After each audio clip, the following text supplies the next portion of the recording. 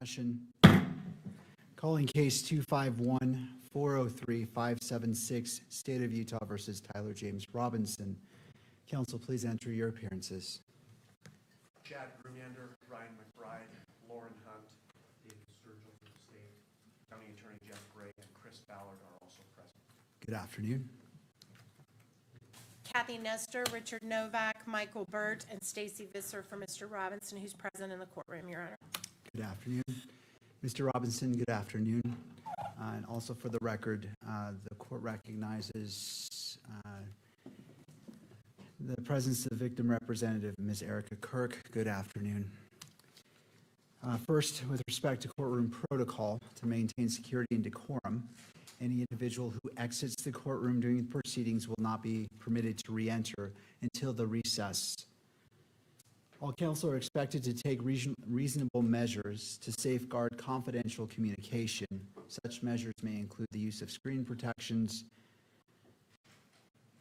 on electronic devices and care to avoid inadvertent capture of privileged or private discussions by recording equipment or by those present in the courtroom. And as you note, the microphones on your tables are turned off, so please come to the lectrum when you're addressing the court. Second, the court will address the camera and still photographer, camera operator and still photographer. And if you both could come forward, please, to the lectrum.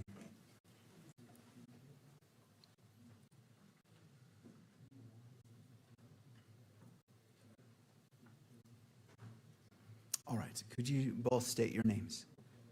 John Wilson, KSL Television. Tess Crowley, Deseret News. Good afternoon. Could you state your roles for today's hearing? Video recording and streaming of the proceedings. And the pool still photographer. All right. And have you both reviewed the court standing decorum order? Yes. You understand the requirements set forth in that order as they apply to your activities today? Yes. Do you require additional time to review the order or to adjust equipment to ensure compliance? No. Do you anticipate any difficulties complying with the order? No. Thank you both for your cooperation.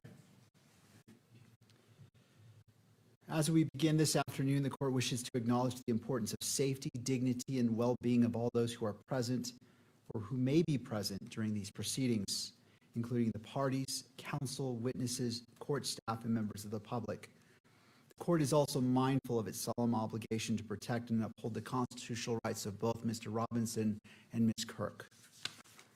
In furtherance of those important interests, all persons attending these proceedings are reminded that portable electronic devices are not permitted in the courtroom or on the fourth floor. Cell phones are not permitted in the courtroom unless expressly authorized. Any unauthorized possession or use of a cell phone in the courtroom may be addressed by the court. For those individuals who are authorized to have a cell phone, please place your device on silent at this time so that these proceedings may continue without interruption. The court also expects that every person in attendance will be treated with the dignity and respect to which they are entitled to. Consistent with the court's standing decorum order, all spectators shall remain quiet, civil, and orderly at all times. Spectators shall not engage in conduct that is distracting, disruptive, provocative, disrespectful, uncivil, or threatening in any manner. Spectators shall not make audible comments of any kind, shall not shake or nod their heads, and shall not make gestures or other visible reactions during their hearing. Spectators shall also not wear or display pins, buttons, signs, clothing, photographs, or other items expressing support for or in opposition to any person connected with this case or expressing any position concerning the status of this case as a capital offense. The court appreciates the cooperation of all present in maintaining a courtroom environment that is safe, respectful, orderly, and faithful to the rights and dignity of every person involved. Finally, I wish to note that this preliminary hearing is scheduled to conclude this Friday at 5 p.m. I raise this as simply a reminder for the parties, particularly given that we have now reached the midpoint of this week. I recognize and respect the constitutional rights of all parties. When this preliminary hearing was set, the court allocated a substantial amount of time for both sides to address the matters they consider necessary and appropriate for purposes of this proceeding. The standard at a preliminary hearing is probable cause.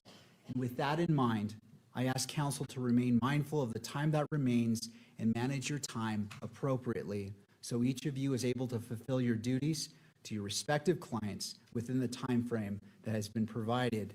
And with that, I wish to inquire of a brief overview on what is anticipated from each party in order the court has a roadmap on how we are proceeding for the remainder of this preliminary hearing. First, turning to the state, and if you wouldn't mind coming forward, Mr. Grunander. Thank you, Your Honor. We anticipate presenting evidence through Agent Brian Davis this afternoon. Sergeant Jennifer Faumina is also present in the courthouse and prepared to testify if we get to her today as well. Following her testimony, which we believe will carry into tomorrow, if we do get to her today, that will close the presentation of the evidence on the part of the state. Thank you, Mr. Grunander. For defense.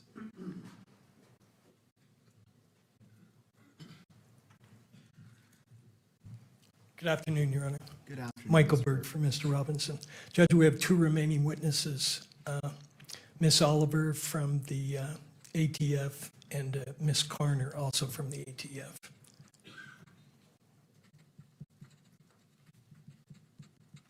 All right, and to both parties, thank you, I Thank you. appreciate that. Do both parties anticipate any issues concluding their case? Obviously, there's variables, cross-examination, and kind of the fog of war that happens in court proceedings, but any party anticipate issues concluding at or before Friday at 5 p.m.?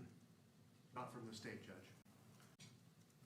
Just want to highlight one issue for the court because it may be that the court wants to do some time management. The state is going to proffer a video 1102, a video recorded 1102. We have provided the state, I want to say about a day and a half ago, with proposed redactions because we believe that portions of it are not admissible, even in a preliminary hearing. And the way we did that is we provided a transcript and then a redacted version of the transcript of the entire video recorded interview.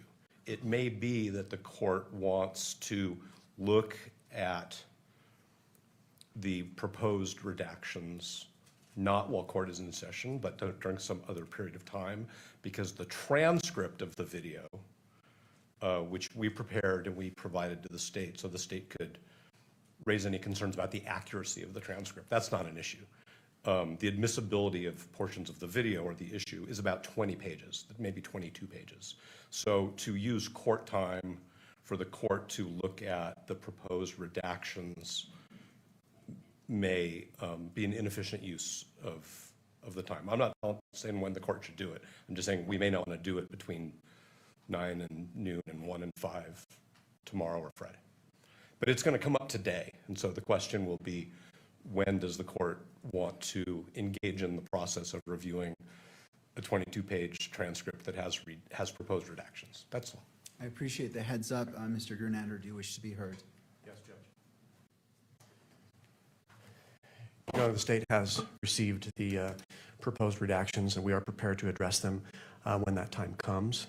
However, we do intend on presenting testimony through Mr. Davis, through Agent Davis, and when we get to that point, when it's ripe for discussion, we can address the matter with the court. That would be our preference. All right, well, I'll address it as it comes. And to the defense, with the remaining time, do you feel confident that it is sufficient to accomplish your duty? We do, Your Honor. Thank you. All right, does either party require the benefit of the record before we begin? To the state.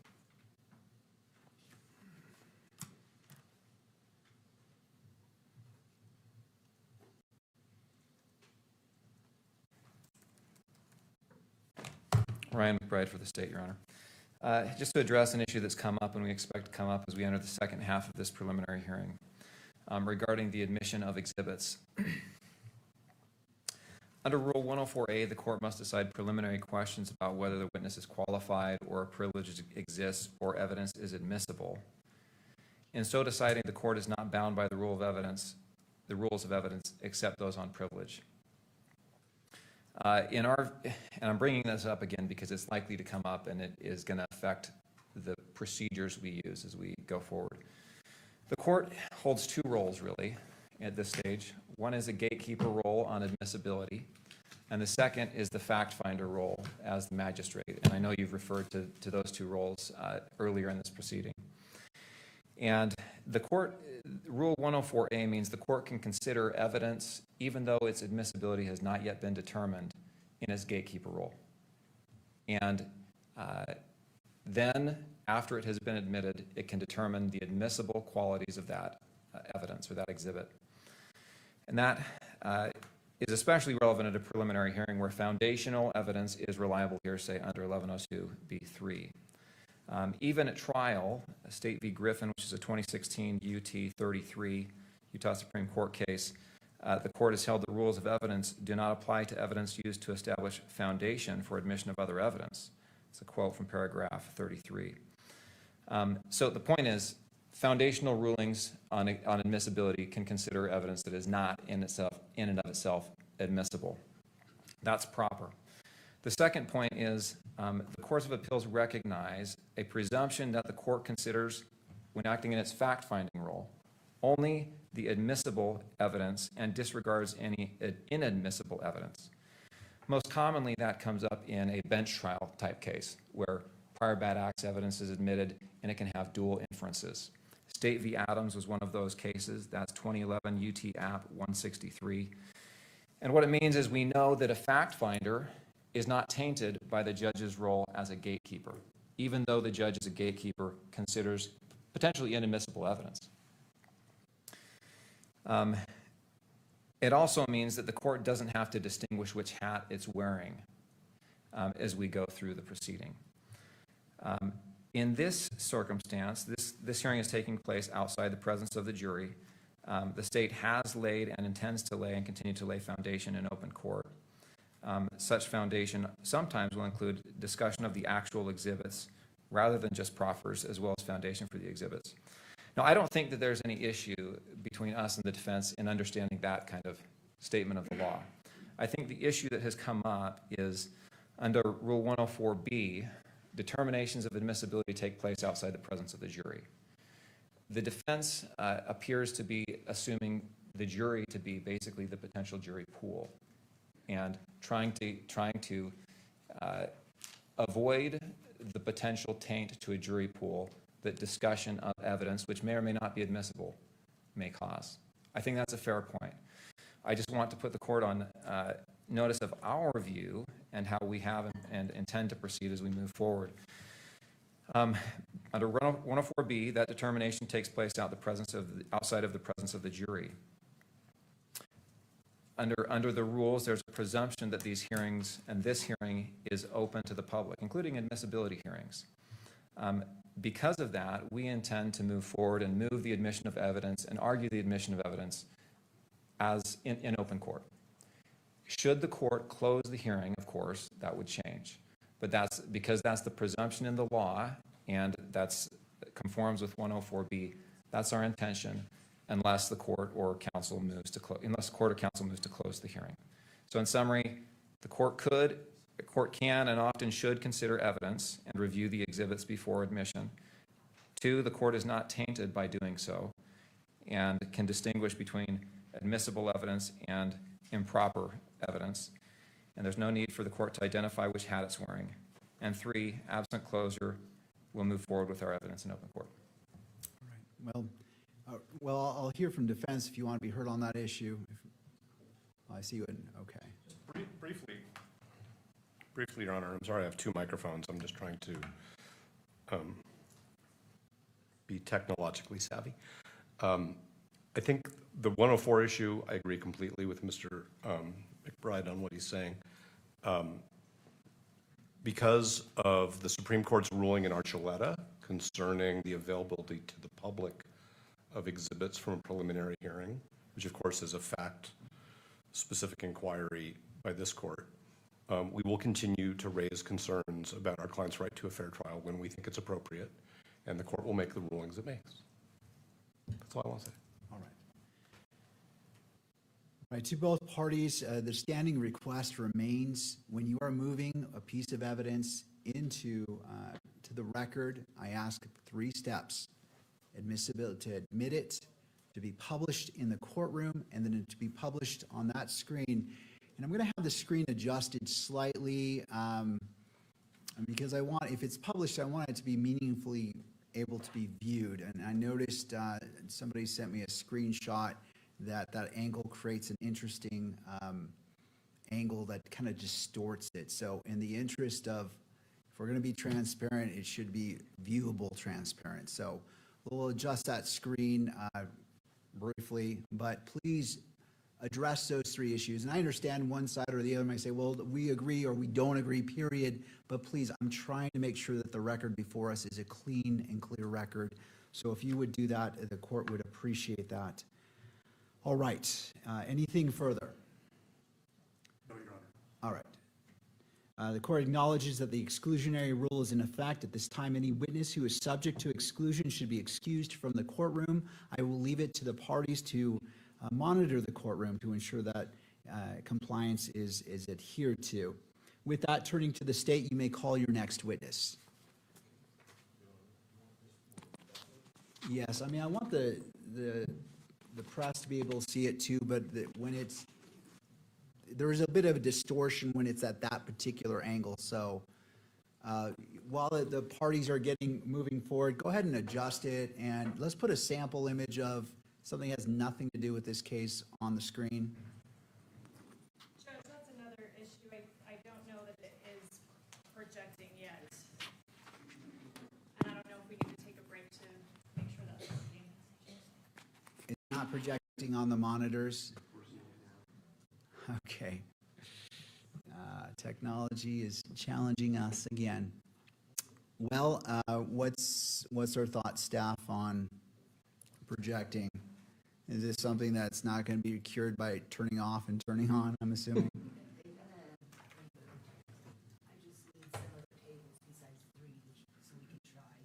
All right, if you, all of you, council table, again, I'm trying to do this to get this out of the way so we can move forward cleanly. If you wouldn't mind turning off your monitor and then turning it back on,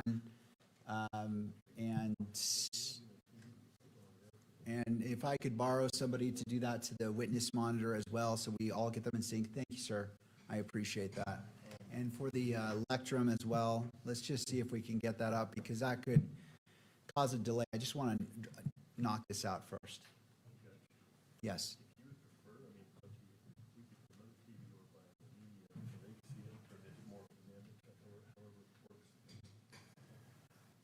Where would that TV go?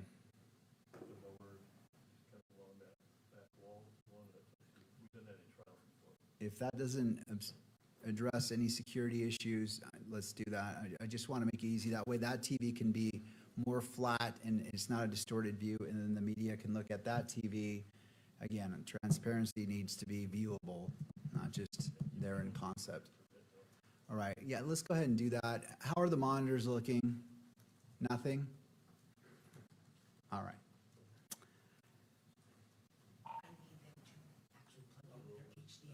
I see. Could I have someone with your laptop plug in so we can test, so we can check if it's receiving the data or the information from your laptop to allow us to project? That may be the issue. Mr. Ellis is plugged in. All right. Let's take a look here.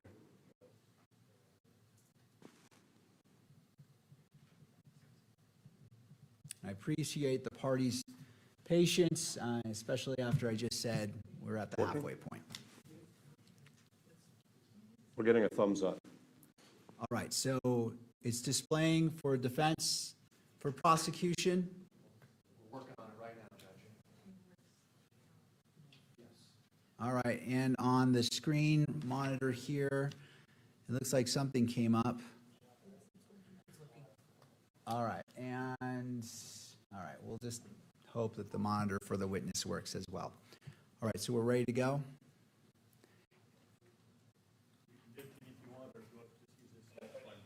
Just bring it in and go ahead and we'll get started. And how much time is needed for that? Well, let's go ahead and proceed, and then when we take a break, then we can do that. But for now, the media, if you can see that TV, if you have any problems, please let me know. And we're going to bring in that second TV. We just want to get the train on the track here. All right. Ms. Hunt. The state calls Agent Brian Davis. Agent Davis, if you would like to come forward and be sworn in. You do solemnly swear that the testimony you shall give in the case now pending before the court will be the truth, the whole truth, and nothing but the truth, so help you God. All right, Agent, if you wouldn't mind having a seat. To your left is a water bottle. And after you're seated, you'll have to adjust that microphone, pull it down, and then pull it toward you to ensure that it is picking up your voice and we'll have a good record. All right, Ms. Hunt, your witness. If you could please state your name and spell your last for the record. Yeah, it's Brian Davis, Davis. What is your occupation? I'm an agent with the Utah State Bureau of Investigation. How long have you been with, is it fair to call that SBI? Correct, yes. How long have you been with the SBI? Total 18 years. I want to briefly go over your experience as a law enforcement officer generally. Actually, are you a law enforcement officer in that capacity? Yes, correct. How long have you been a law enforcement officer? Total of 27 years. You mentioned you were with SBI for 18, is that right? Correct, yep. What other agencies were you with prior to SBI? So Department of Public Safety, I've been a state trooper for 8 years, 18 years with SBI, and 1 year with Utah Transit Authority Police. We've heard talk from other officers about POST. What is POST? That's Peace Officer Standards and Training. Did you complete that? I did, What year did you complete that? 1999.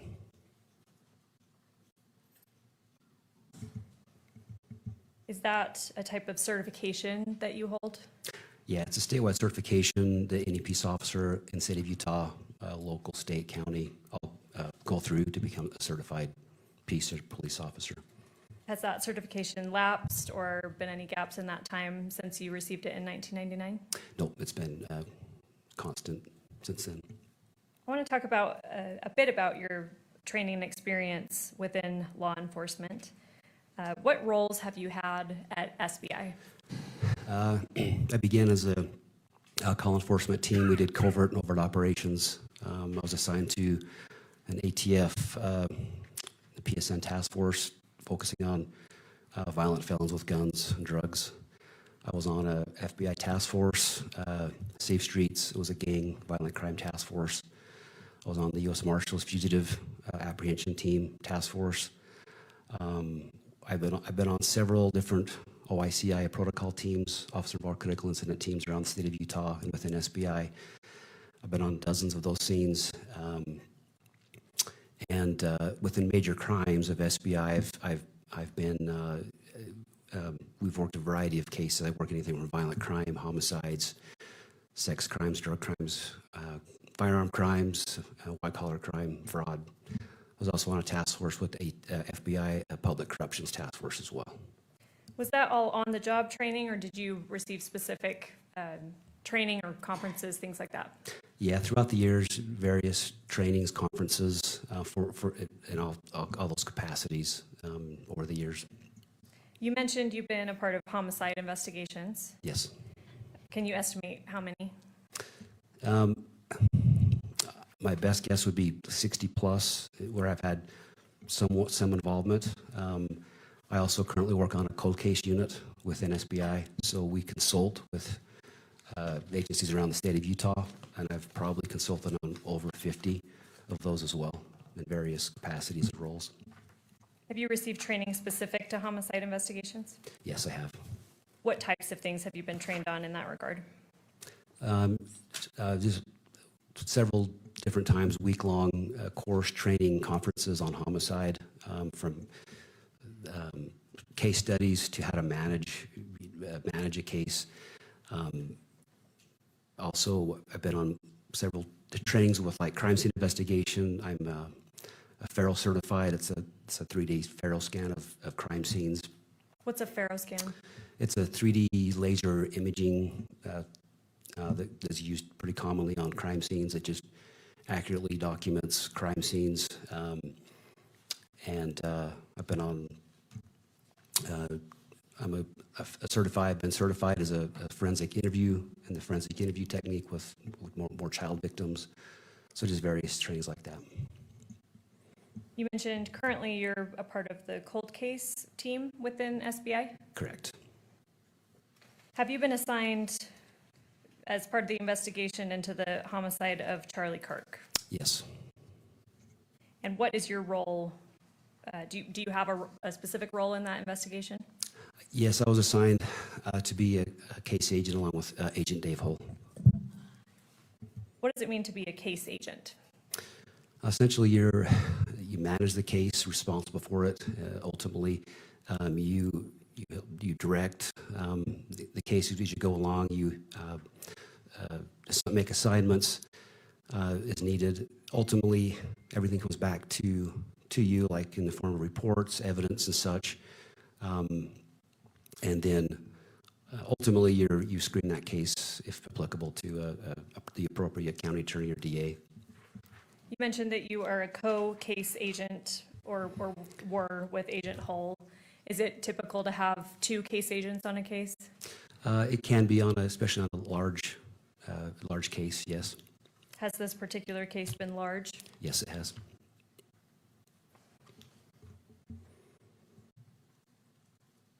Have other police agencies been involved in the investigation of this case? Yes. Who has been designated as the primary investigative agency? The State Bureau of Investigation is the primary investigating agency. I know there are probably several or dozens, but what other agencies have you been working with? FBI, ATF as well, several local state agencies, UVU Police, Orem Police, Utah County Sheriff, Washington County Sheriff, St. George PD, most of all the agencies within Utah County and even others outside of the county. So we've worked with a lot of agencies with this case. It was a pretty large scale investigation. You mentioned ATF. What does that stand for? Alcohol, tobacco, firearms. All right. I know a lot about so as a case agent, have you been in court during this preliminary hearing? Yes. You've heard prior testimony? Yes. We've talked a lot about the events of September 10th of 2025. I want to direct your attention to September 11th, 2025. Do you remember that day? I do. What happened on that day in relation to your investigation?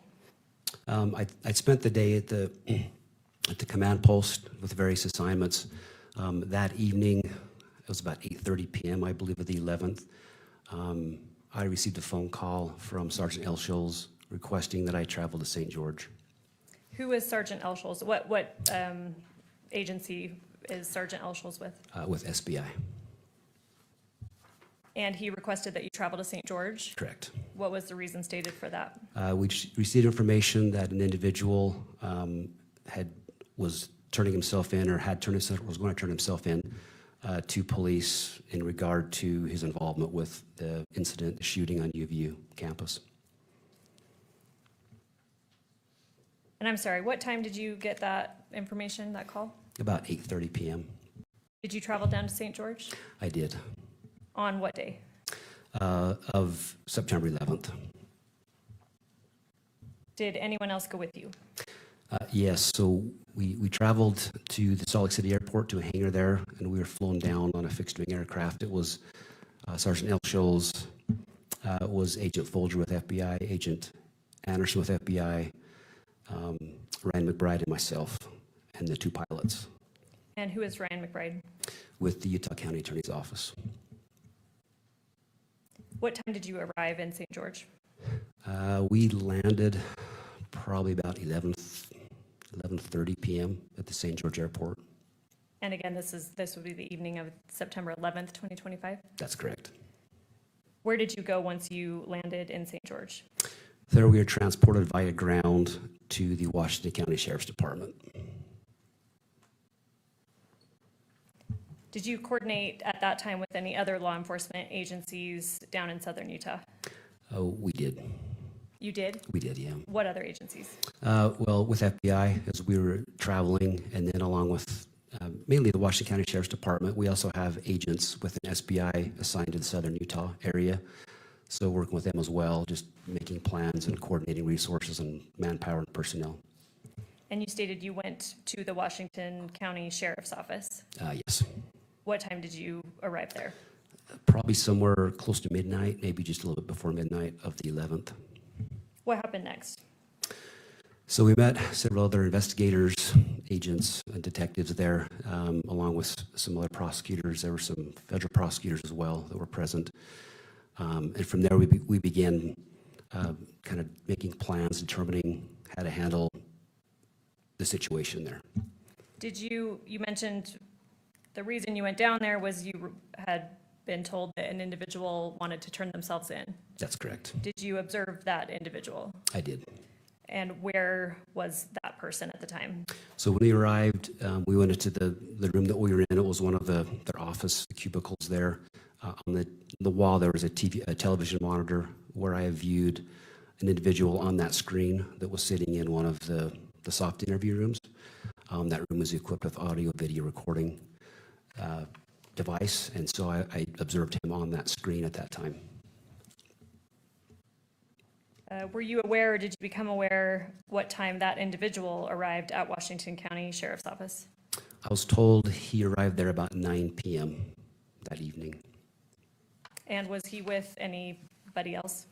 He'd come there with his parents and a family friend. Did you speak with this individual that we've been talking about? Yes, I did. Did you get his name? Yes, we obtained his name and date of birth. What was his name? Tyler Robinson. Did he tell you that himself? He did. You mentioned other individuals came there with him. And then you also said that you had kind of coordinated with the team of law enforcement officers that were there. Were those other individuals spoken with by law enforcement? They were. Let's go through them. How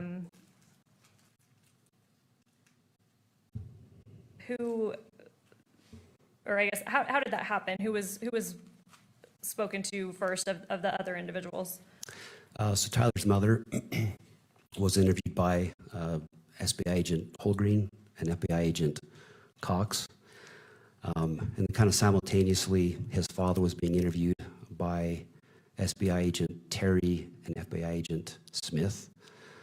And also at that time, the family friend Mike Mitchell was interviewed by other agents as well. And you said that these interviews were being conducted simultaneously. Yes. Were you part of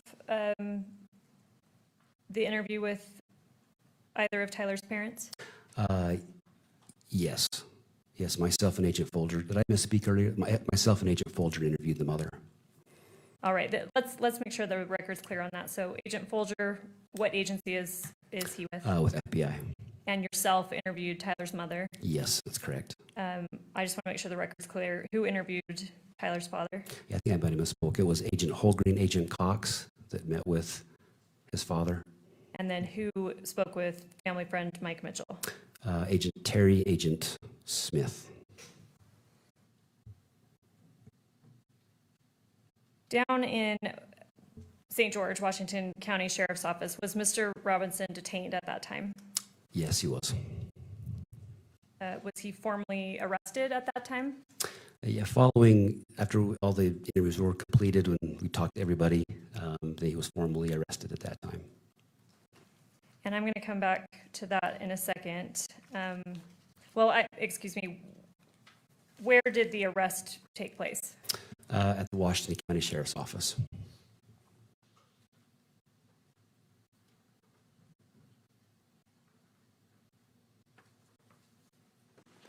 And what date did that happen on?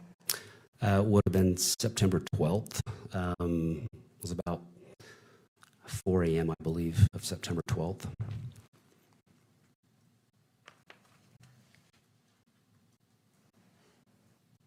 All right, I want to show just on your screen, not for public yet, what's been marked for identification as State's Exhibit 15. Let me know when you're able to see that.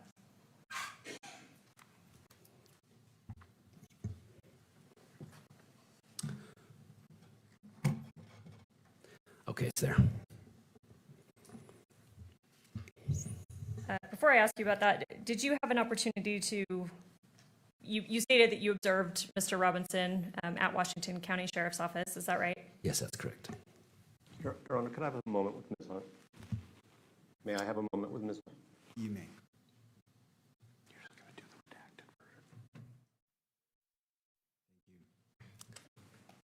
That may happen a couple more times as we go through exhibits I because of agreements and disagreements that we have. Thank you for the heads up. At Washington County Sheriff's Office, where you initially observed Mr. Robinson, you stated that he was in a room. Is that room equipped with video recording? Yes, it is. Is that standard practice for a facility like that to have video recording in such a room? Yes, very, very common. Have you reviewed that video? I have.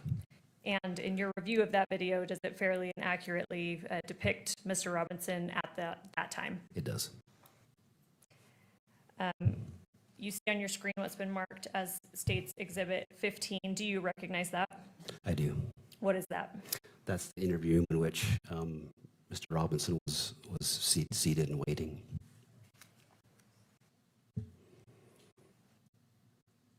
State moves to admit Exhibit 15. Ms. Hunt, and the other two steps, what's your request? Oh, we would ask to admit it into evidence.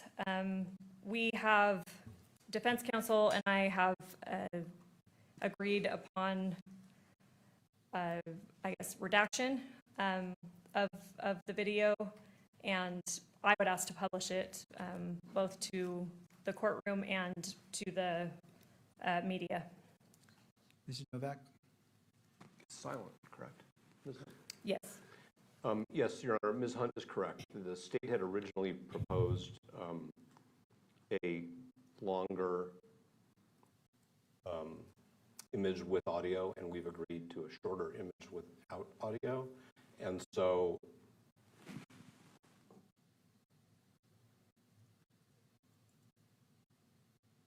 That's correct. Yeah. So we're fine with all three steps as to this exhibit. All right. Does the state wish to review this to make sure that what's queued up comports with what you believe? If not, we can move forward. I just want to allow all parties the opportunity to double check. Let me just confer with my paralegal.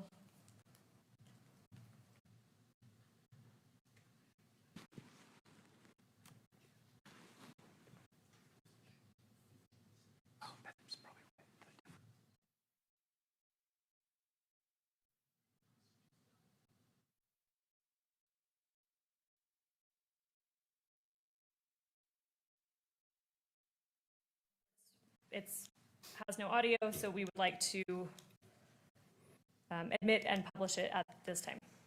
All right, State's Exhibit 15 is admitted pursuant to discussion and may be published in the courtroom and may be recorded or transmitted electronically. Just And Your Honor, of course, this is subject to all of the objections which have been previously reserved in writing and reiterated over the last couple of days. I assume that we don't need to start over with that today.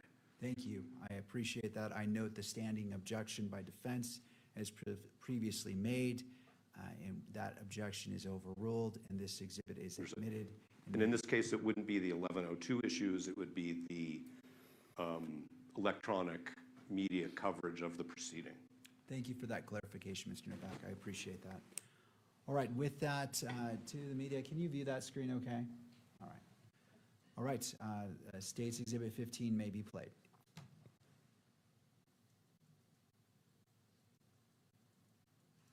And Agent Davis, who are we seeing here? That's Tyler Robinson. And although we are watching it on video, what is he wearing at this time? He's working a dark colored baseball cap with a has like a, I believe it's like maybe the Hurley symbol on it, like a white symbol on front. It's a burgundy short sleeve shirt with no graphics. It's blue jeans and gray and white tennis shoes. I believe they're Converse style tennis shoes. Thank you. Was Mr. Robinson, you stated that he was arrested in the early hours of September 12th, is that right? Yes, that's correct. Did he remain in Washington County Sheriff's Office, or was he taken somewhere else? No, he was transported from there to the Utah County Jail. Prior to being transported to the Utah County Jail, was any, I guess, personal property taken from him, clothing, anything like that? The only thing that was, so prior to like our arriving to the St. George, to the Washington County Sheriff's Office, his cell phone was seized and taken from this person. But that was the only thing that was taken from at that time. After he was transported to Utah County Jail, were any personal items taken from him? Yes, they were. And what were those? After a search warrant was granted, his clothing was recovered, along with buccal swabs to collect his DNA and major case prints, which is fingerprints, palm prints, pretty much the entire hand. Those are all collected from him. And sorry, you may have already stated when did he arrive in Utah County? We arrived at the Utah County Jail about 7 a.m. on the 12th, September 12th, and he was formally booked in at about 8 a.m. of that morning, and then I was the booking officer. What does it mean to be the booking officer? I filled out the necessary paperwork essentially with the jail, which gives the individuals personal identification of the charges, the probable cause statement, and then it's signed and submitted to the system. All right, I want to talk a bit about search warrants, some of the search warrants that were executed in this case. As part of the investigation, were search warrants obtained specifically for areas in southern Utah? Yes, they were. And obviously do not give me exact addresses, but generally for what locations? It was the residence of Tyler Robinson and the residence of his parents. Were those warrants executed? They were. By whom? The residence of Tyler Robinson was a team led by Sergeant Famuina with SBI, along with the Utah State Crime Lab. And the residence of his parents was a team led by the FBI, their evidence response team. Are you aware of what date or dates, if applicable, those warrants were executed? Yeah, September 12th. I believe Tyler's residence, they started the search warrant about 8 o'clock in the morning, and then his parents' residence, they started about 4 p.m. Of September 12th. So to be clear, you stated who was involved in executing those warrants. Were you physically present for the execution of either of those warrants? No, I was not. Are you aware of whether Mr. Robinson lived with anyone else at that residence at the time? Yes. Do you know who that was? Lance Twiggs.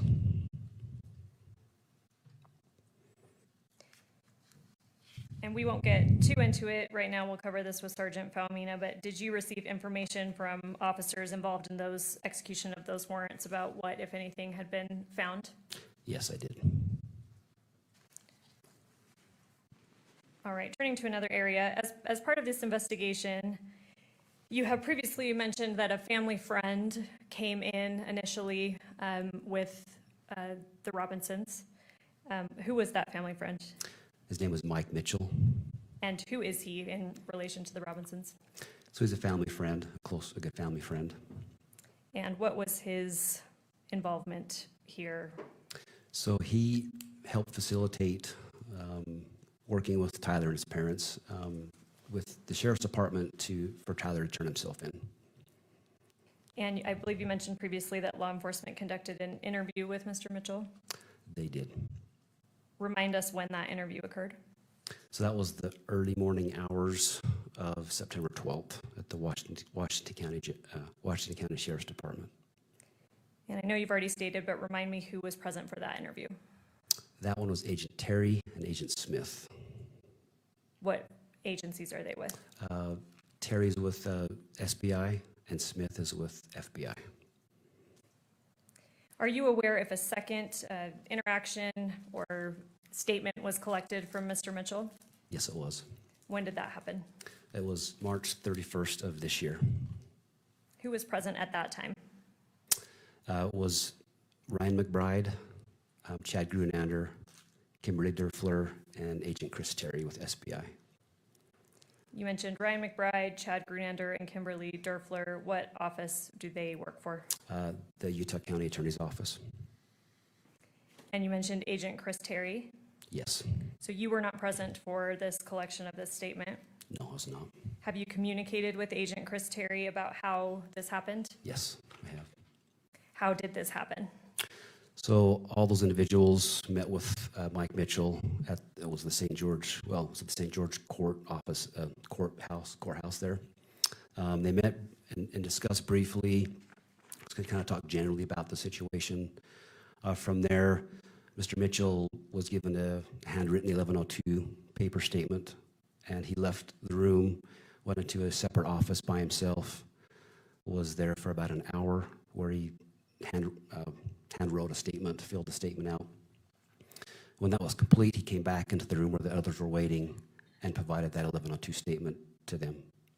We've heard quite a bit about 1102 statements. Sounds like there's an official form that is used. What's present on that form, if you know? There's an admonition or warning given on those forms that states that the information you're giving is true and accurate to the best of your knowledge, that any false statement that is given or may be given would be punishable by a Class A misdemeanor. Aside from that being written on the form, are you aware if this admonition was discussed with Mr. Mitchell? It was. Do you know by whom?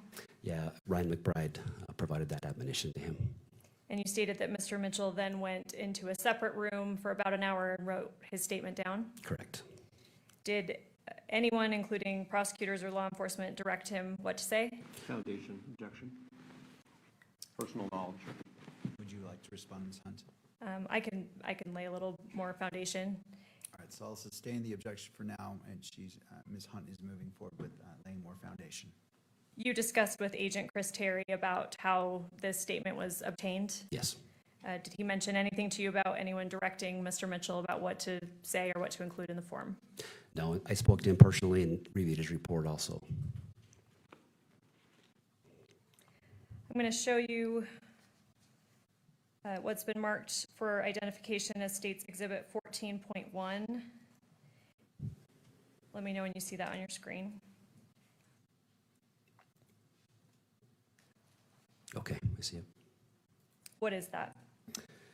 This is the written 1102 statement that was provided by Mr. Mike Mitchell. Your Honor, may I have a minute with Ms. Hunt for the same You may. purpose?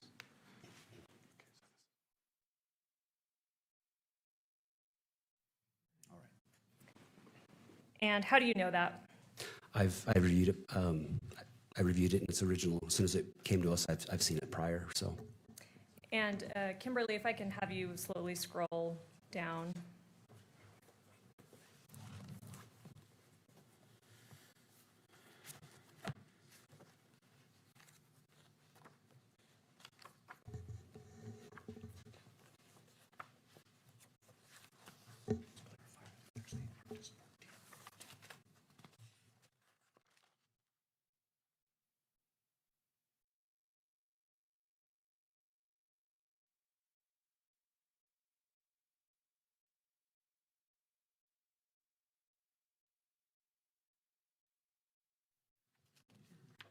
Sorry, Judge, if I can just have a moment.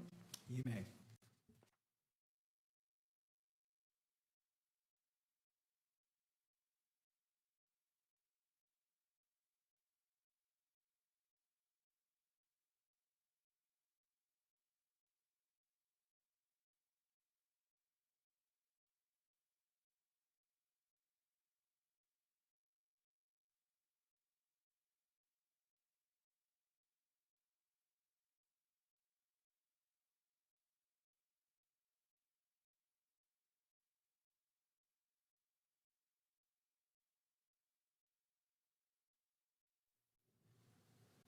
I apologize, Your Honor.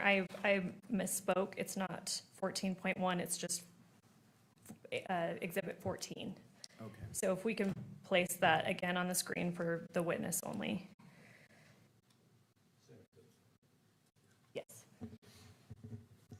And sorry, we had been scrolling through that. Do you recognize that? I do.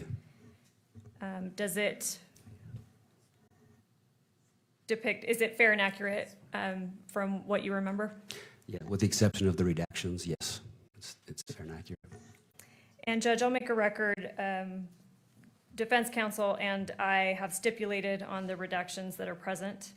I would move for its admission, states Exhibit 14, into evidence, but we do not wish to publish it either to the courtroom gallery or the cameras. All right, could I have a copy of it? What I have is the unredacted version. So I want to review it before I make that decision.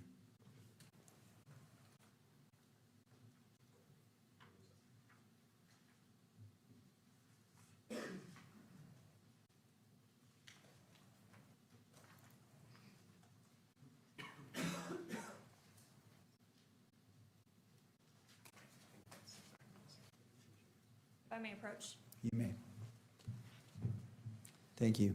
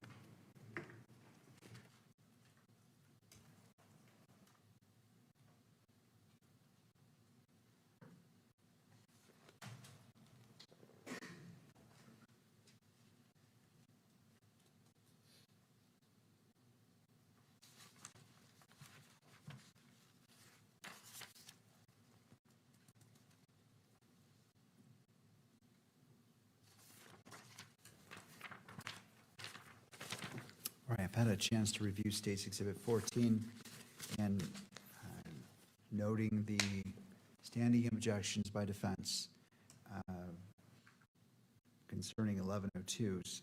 The court accepts into evidence State's Exhibit 14 and pursuant to the parties is not published. Thank you, Judge. All right, I want to move on to another topic. You've stated that you've been present for the duration as the case agent of the preliminary hearing. Is that right? Yes. We heard testimony yesterday about turning to the scene at UVU on September 10th, that a bullet was found on a roof. Do you remember that testimony? I do.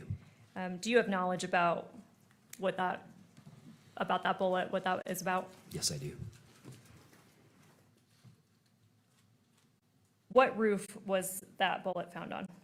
I believe it was found on the computer science building on the roof, on the far east side of the roof of the building itself.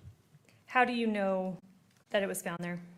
I reviewed the agent's report that found that, documented it, and collected it. What agent was that? It was Agent Ben Schneider with SBI.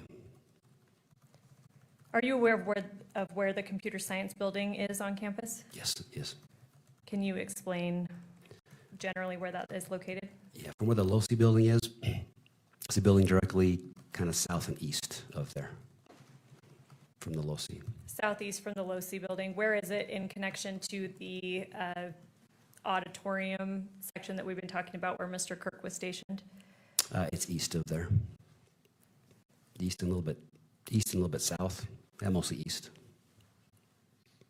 Would there have been, from that roof of the computer science building, to your knowledge, would there have been a line of sight to Mr. Kirk's tent?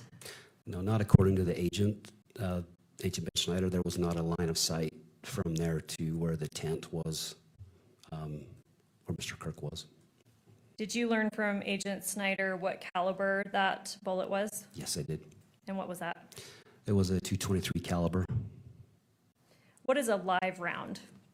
It's a round that had not been fired, so it still had the projectile and as a fully functional bullet with ammunition with the bullet.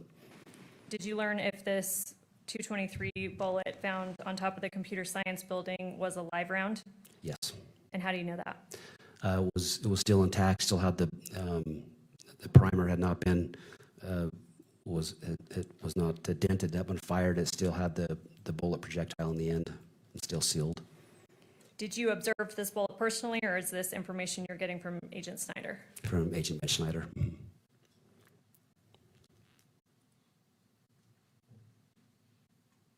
All right, turning to a different topic, and Judge, I'm aware that there are going to be some objections about this that we'll have to address, but I just want to lay a little bit of foundation first before we get there.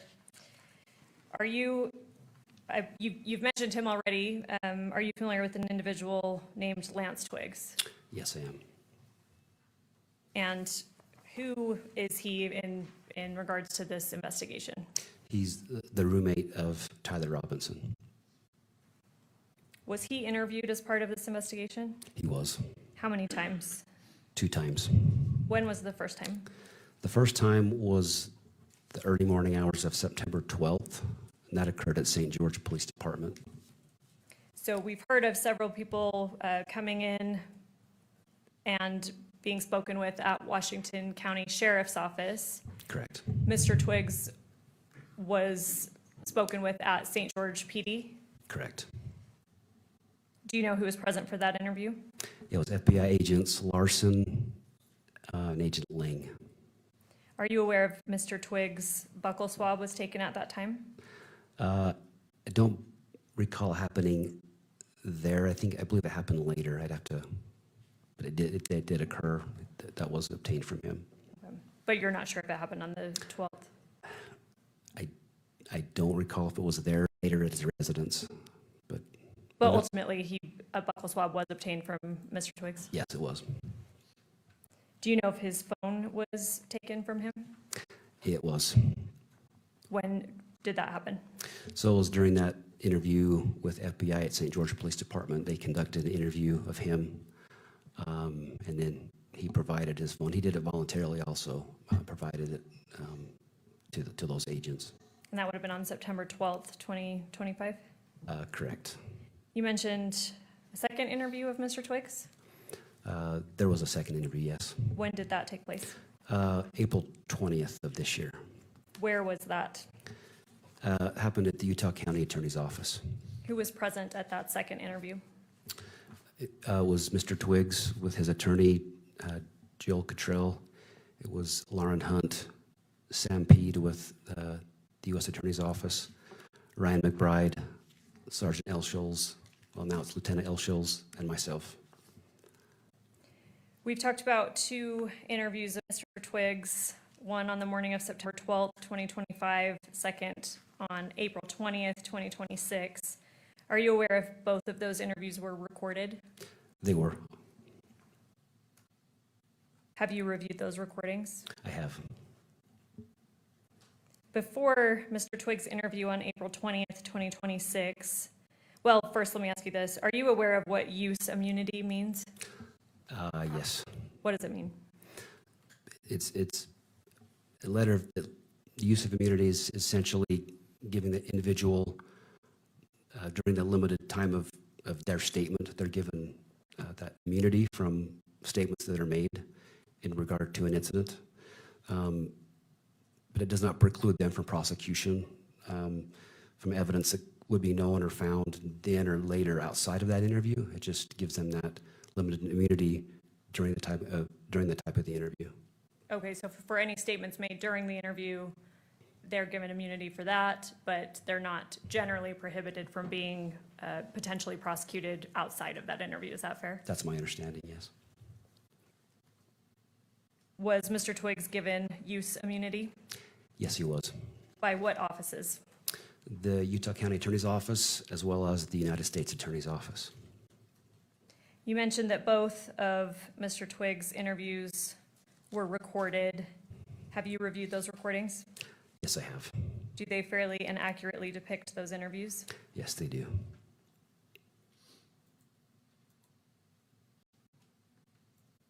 We've talked about 1102 statements. We've talked about a form, and you talked about that there's an admonition on there that warns that if false statements are given pursuant to 1102, then that person may be subject to a Class A misdemeanor. Is that fair? Yes, that's correct.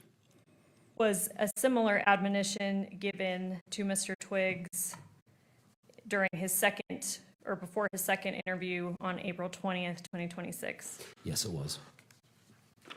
By whom? By Ryan McBride with the Utah County Attorney's Office. And again, you were present for that interview. I was. Did Mr. Twiggs say that he understood that admonition? He did. Yep. Yes. Was he told that the April 20th, 2026 interview was being taken in lieu of him having to come and testify at the preliminary hearing? Yes, it was. Yes, he was. All right, Judge, I'm aware that defense counsel has objections to this recorded 1102. I think now is probably a good time to address them. But I do have, I guess, I understand that they are suggesting redactions to the video. I have some procedural objections first, and if Your Honor sustains those, I think it may make the substance of the statements or the objections or the redactions that defense is proposing moot. So I'm wondering if Your Honor will entertain my responses procedurally first before we get into the substance of what defense is objecting to. Does that make sense? Yes, but if you want to move it, because right now nothing's before me. Yes. Well, what I want to move, so defense is proposed about a day and a half ago. They created a transcript.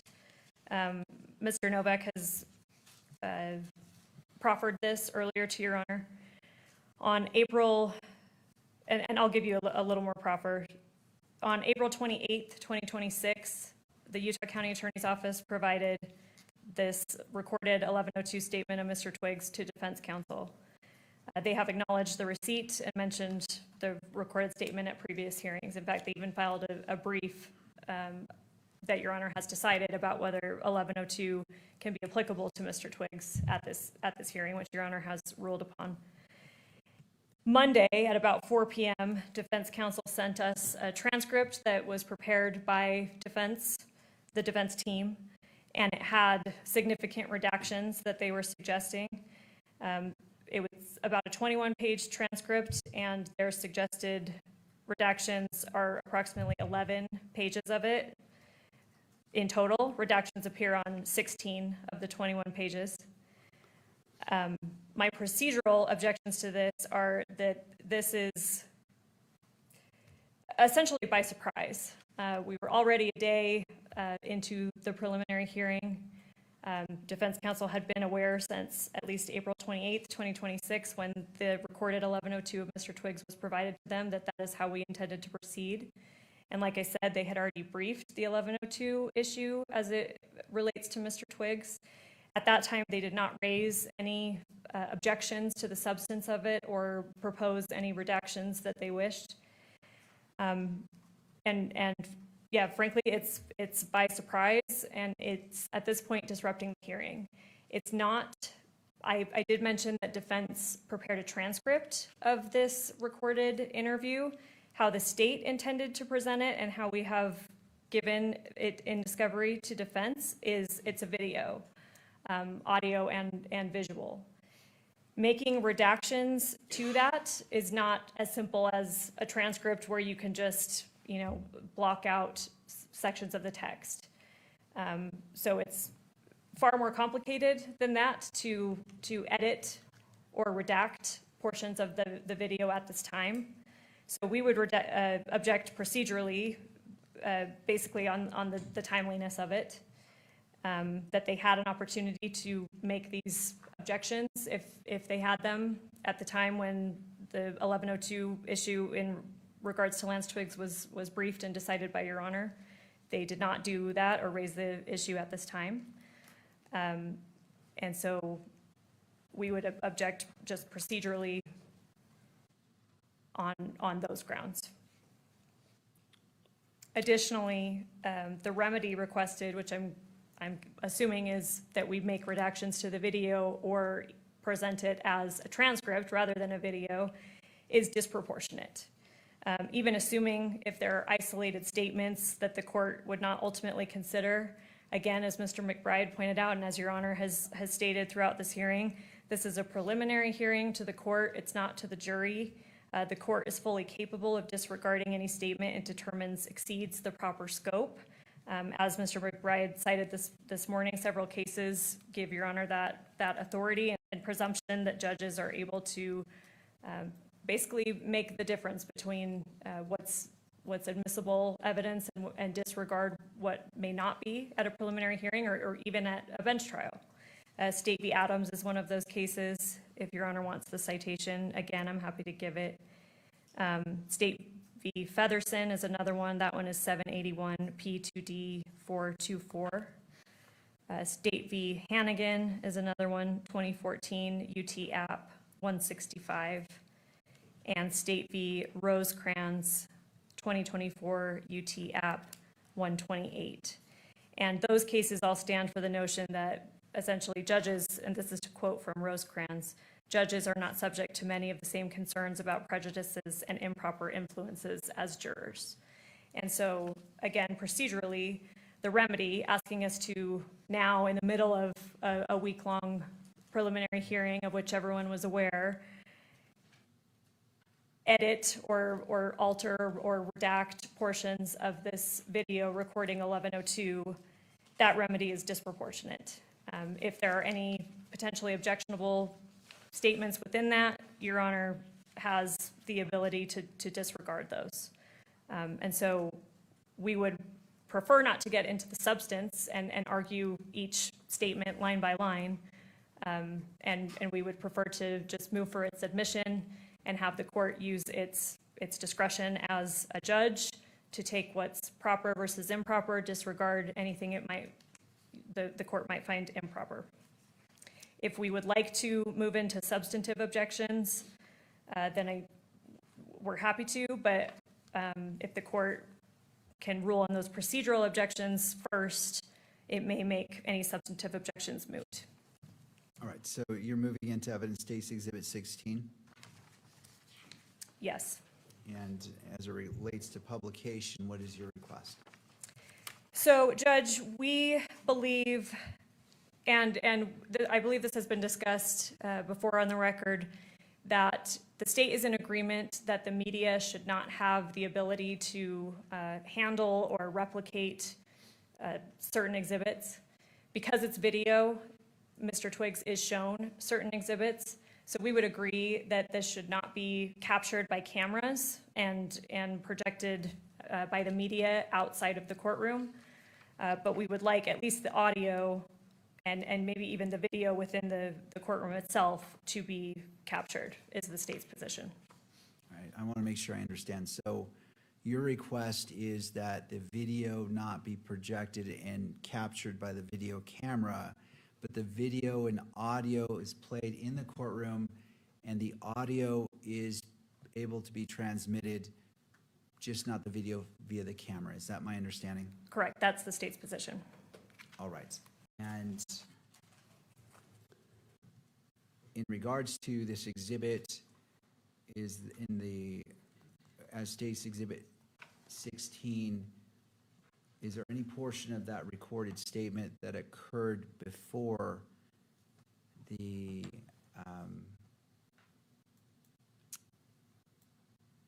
the 1102 warning was given to Mr. Twiggs? Not that we are presenting today. Okay. All right, turning to the defense, Mr. Novak. Thank you. Thank you, Ms. Hunt. So I'm going to address first, Your Honor, what Ms. Hunt describes as the procedural issues with our proposed redactions. Many weeks ago, the state lodged their anticipated exhibits with the court. And then the court said, I'm not going to review them. In fact, I'm returning them. I'm sorry. The court said that the court is returning the exhibits to the state. So there is no moment to make objections to an exhibit which the court is not inclined to entertain until the moment, as the court has said many times, until the exhibit is presented. And so what we have done is we have given the state, it's only a 20-page transcript, excuse me, it's only a 20-page transcript. We have given the state a transcript we prepared ahead of time so that the state could make sure that the transcript is accurate. The state has never said that the transcript is inaccurate, so I'm going to assume for purposes of the moment that the state doesn't have any dispute that the transcript is an accurate transcription of Mr. Twiggs' recorded 11:02 interview. There's no surprise here. There's been all of Monday evening, all of Tuesday, this morning. In fact, the state informed me yesterday morning that they don't agree to the redactions. So there's no surprise here. And we're actually doing exactly what the court signaled should be done, which is at the time an exhibit is proffered, objections shall be made. This wouldn't be as much of a problem if Ms. Hunt had just said to Your Honor, following Archuleta, and in light of the electronic coverage of this proceeding, and in light of Mr. Robinson's right to a fair trial, the court will consider those portions of the exhibit which are admissible, and the court will not consider those portions which it determines are not admissible, but it will not be broadcast either audio or video. So that becomes a problem because the categories of objections that we have to this video recording, I'm going to talk about a little bit so that the court understands why Ms. Hunt's suggestion that the entirety of an exhibit, which may not be admissible under the rules of evidence at a preliminary hearing, be played in open court, and that the audio be captured by electronic media and broadcast. Because of our client's right to a fair trial, that's a problem. And I don't want to sound flippant, but this is actually the Ryan McBride 11:02. The vast majority of this video is Mr. McBride testifying and Mr. Twiggs agreeing. If we were in a courtroom, it would be a leading examination virtually from start to finish. I don't want to say that every single statement by Mr. Twiggs is just an affirmation of what Mr. McBride says, but the vast majority of it is. There are also portions of this 11:02 where Mr. McBride is basically testifying as to what other exhibits that this court will see say. So there are two other exhibits that this court will be asked to receive into evidence today, which are text messages and a group chat. I'm just going to distinguish between the two. And so this 11:02 statement is basically Mr. McBride saying, and then the chat says this, and then the chat says that, and then the chat says this. He's basically testifying as to what the exhibits say. So in some ways, the 11:02, those portions of the 11:02 violate the best evidence rule, because I have no doubt that those two things that I just talked about are going to be presented to the court by the state.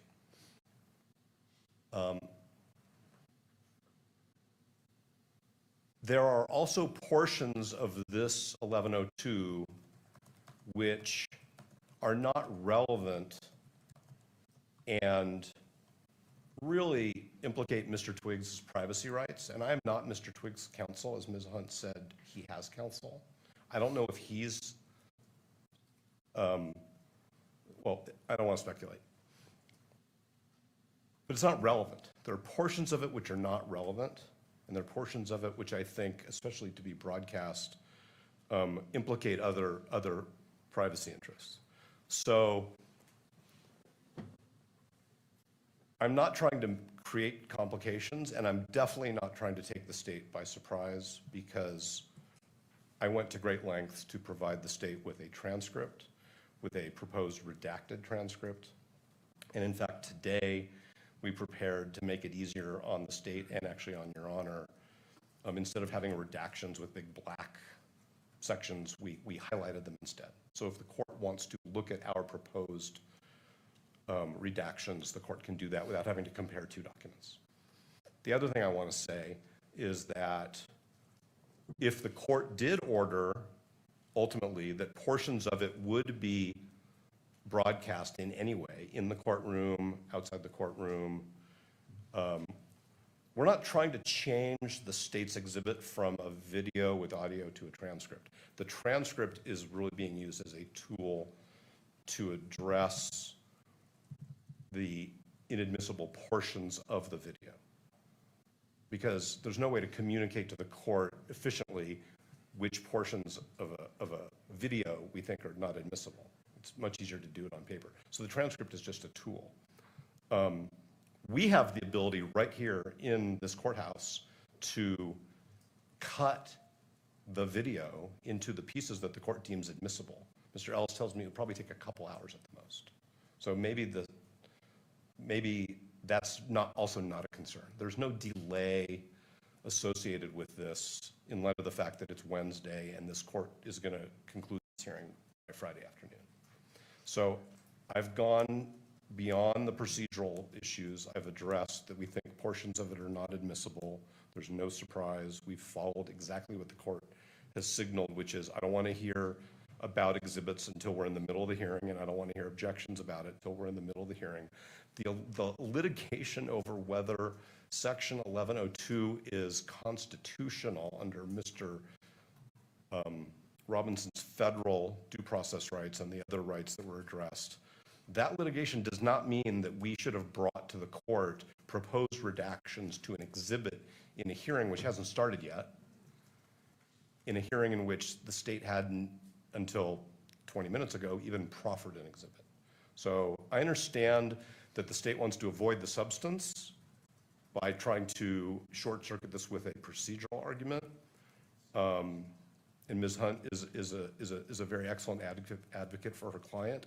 But the reason why the state is going to the procedural issue is because because the exhibit contains significant content that is not admissible, even in a preliminary hearing. So I'm going to stop now, but I do want to go back and say that if the court concluded that only Your Honor was going to review this exhibit, and the Archuleta rule would be extended to this exhibit, including that it's not going to be broadcast, then I think that we have a different path toward the efficient resolution of this issue. All right. Does that make sense, Your Honor?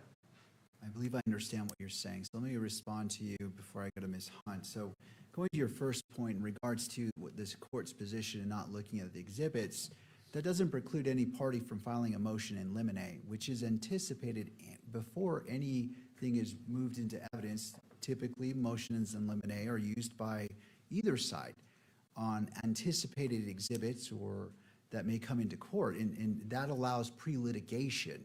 So I want to clarify that the court statement, like I'm not looking at the exhibits, is far different than what the parties choose to do and file in regards to a motion in limine. But going to I really want to go to what you've talked about. What specific objections are you making? I want to make sure the request is clear so I can rule specifically on that. What exactly, I think I understand some of them, but I wish for you to articulate, what are your objections to State's Exhibit 16? Significant, we could do it line by line or page by page. I know we have had hearings in this matter where the court has wanted to look at transcripts line by line, word by word. We're prepared to do that. But I'm going to give the court categories Thank you. without referring to specific portions. There are many portions of it which are not the statement of Mr. Twiggs. They're Mr. McBride testifying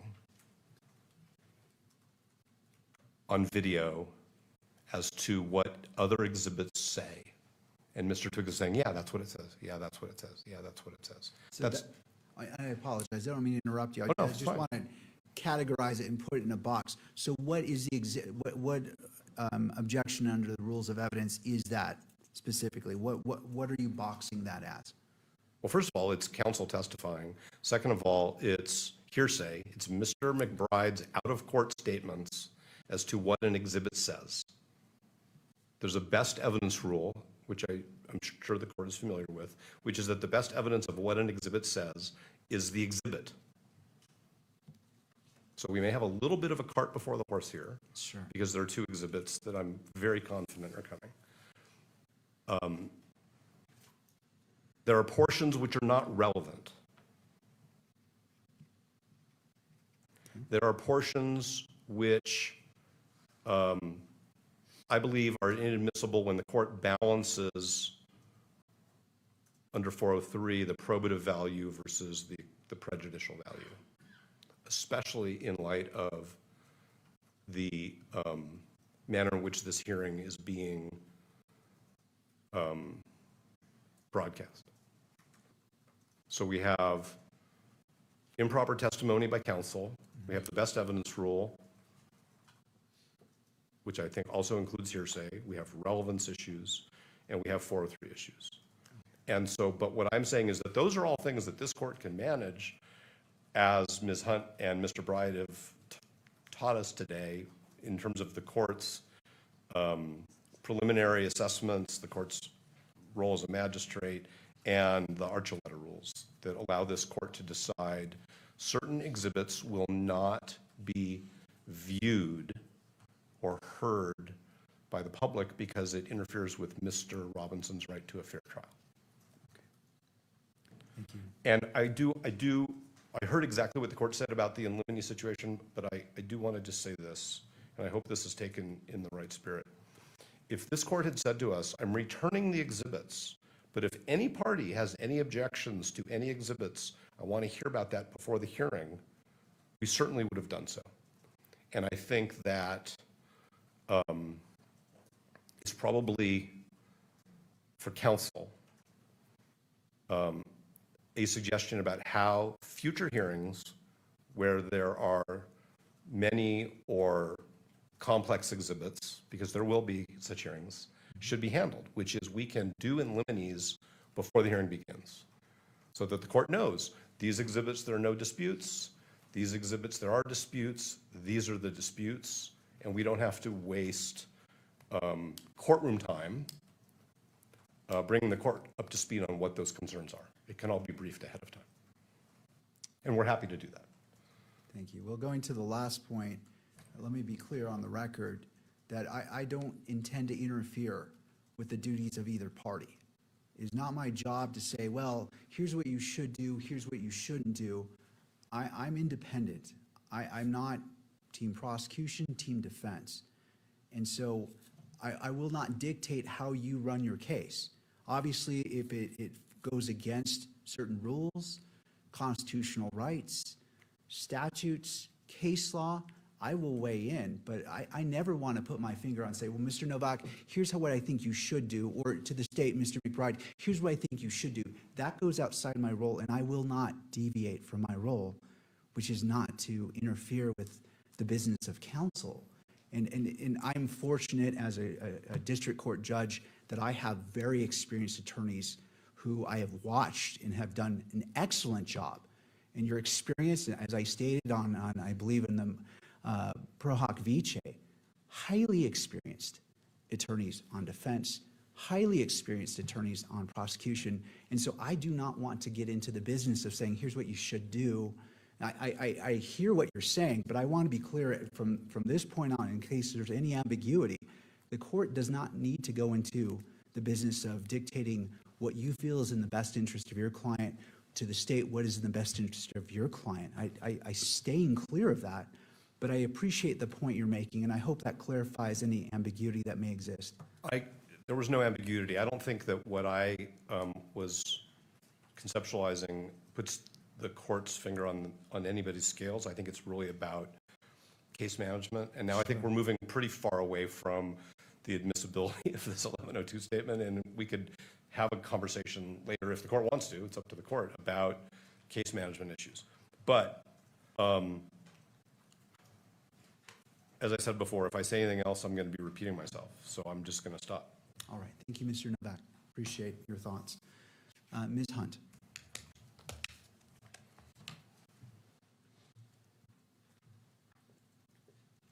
Yes, thank you, Judge. And as I tried to parse out, obviously we have procedural objections, which may, depending on how the court rules, make the substantive objections moot or unnecessary. But to Mr. Novak's point about this not being by surprise, yes, to be fair, he did send me a transcript with proposed redactions Monday, I believe at about 4 p.m. It was not accompanied by any objections that he actually had. So we had to compare the transcripts and, to our best guess, come up with what the substantive objections may be. I am ready to respond to what I believe they may be, and obviously he's now given categories. But I think we're now at the point where the court needs to exercise its ability and obligation under Rule 104A to decide a preliminary question about whether evidence is admissible. But before we do that, because to argue the substantive objections, I want to actually get into the substance of it. And so I think we need to consider whether this is going to be a closed hearing, and then probably, I don't know, I'm assuming the media attorneys will want to weigh into that, because I do want to quote specific sections to be able to advocate for my position, the state's position on this. I think we will need to get into the meat of what is actually stated here. And so I think the court needs to decide if this is going to be an open or a closed hearing, and hear from the media or any other parties that need to weigh in on that. All right. Anything further from the parties as it relates to that?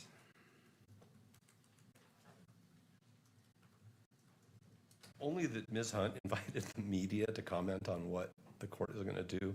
And as Your Honor knows from conducting jury trials and other types of proceedings, sidebars are not for the public. They're not for the public in real time, and they're not for the public subsequently.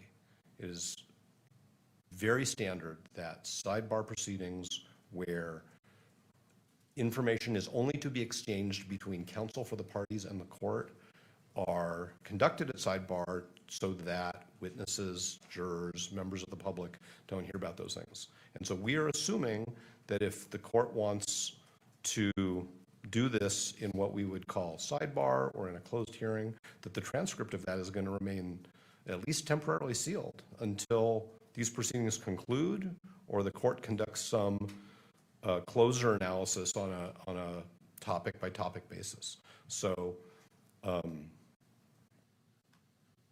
that's what sidebars are about, whether it's done in a closed hearing or in an open hearing through whisper. The public, potential witnesses, jurors, potential jurors don't get to hear what the court decides needs to be addressed in a manner which protects the parties' rights. All right.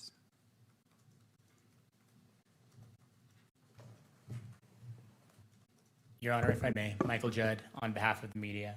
A request to close a court proceeding isn't a sidebar, and calling it a sidebar doesn't make it one. The court knows the rules at this point. Any attempt to close a hearing requires that the court engage in some sort of hearing about that closure that is open to the public. Can't be done in whisper. That can't be done with the cameras off.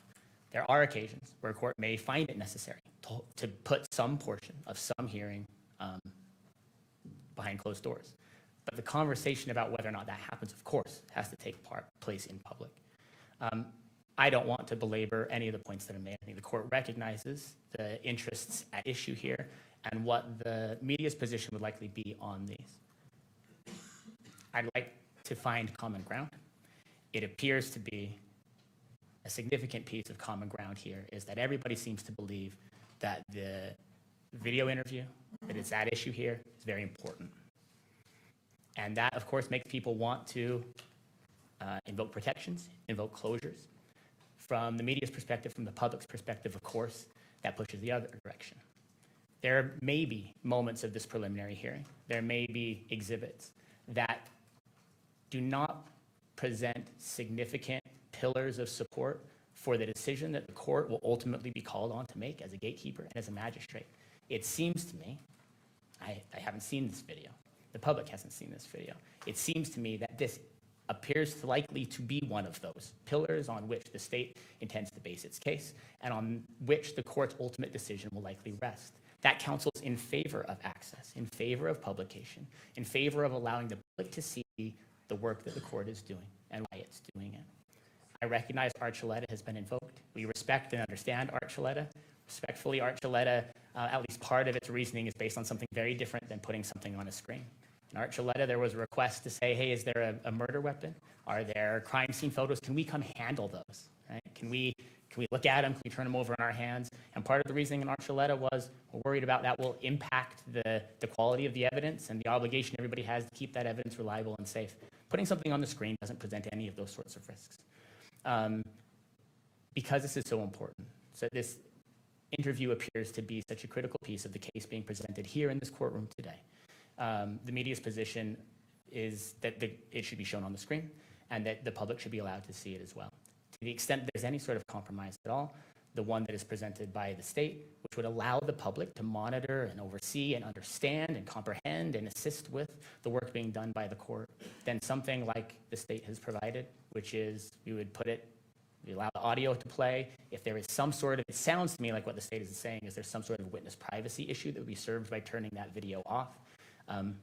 Maximalist advocates on behalf of the media would always want that video to be on, but I recognize that that may be a reasonable compromise. But the idea of shutting the courtroom down to argue about closure or keeping this recording from the people in the courtroom who are allowed here, the victim representatives, the media representatives, the public itself, is simply a non-starter, I believe, under the rules that govern this proceeding. We ask the court to keep this as open as possible, and if there is any sort of narrowing of the public's right of access here, that it be done only in the narrowest way possible, and that it be based only upon recognized interests. And finally, I would say, Your Honor, to the extent that I hear any sort of real counter interest at all, it continues to be a fair trial interest.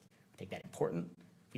We recognize that its importance. We take it seriously. The court has also over and over again recognized what the right approach to that is to say there are mechanisms in place under Algier to say we do an expanded voir dire, we do a jury questionnaire. We can handle those counter interests. And on behalf of the media and the public, I'd ask that the court handle this dispute that way. Thank you. Any further comment by any of the parties? All right. Mr. Novak. Only that I want to make an additional assertion about why the court should handle this exhibit pursuant to Archuleta. But I want to make that argument a sidebar, because the whole point is to protect my client's right to a fair trial. And by making part of this argument in open court, it's a self-defeating exercise. So when the court resolves whether it will hear from us at sidebar, we're prepared to do that. All right. The issue is sidebar is public because the transcript's open. So it's just because the parties request sidebar and the court invokes the white noise, that doesn't make it private. It simply obscures the noise in the courtroom because that goes in the transcript unless it's a closed hearing. So Then we would like to have a very brief closed hearing to lodge another objection about the publication of this of any portion of this exhibit of certain portions of this exhibit beyond Your Honor's eyes. That's what I'm saying. Thank you. All right, right now what we're going to go ahead and do, and what I want to do is I want to look at the redactions that you're proposing and take a look at that. And it's also a perfect time to take a break because we need to bring in the monitor potentially for future exhibits. So that's going to give us our 15 minutes.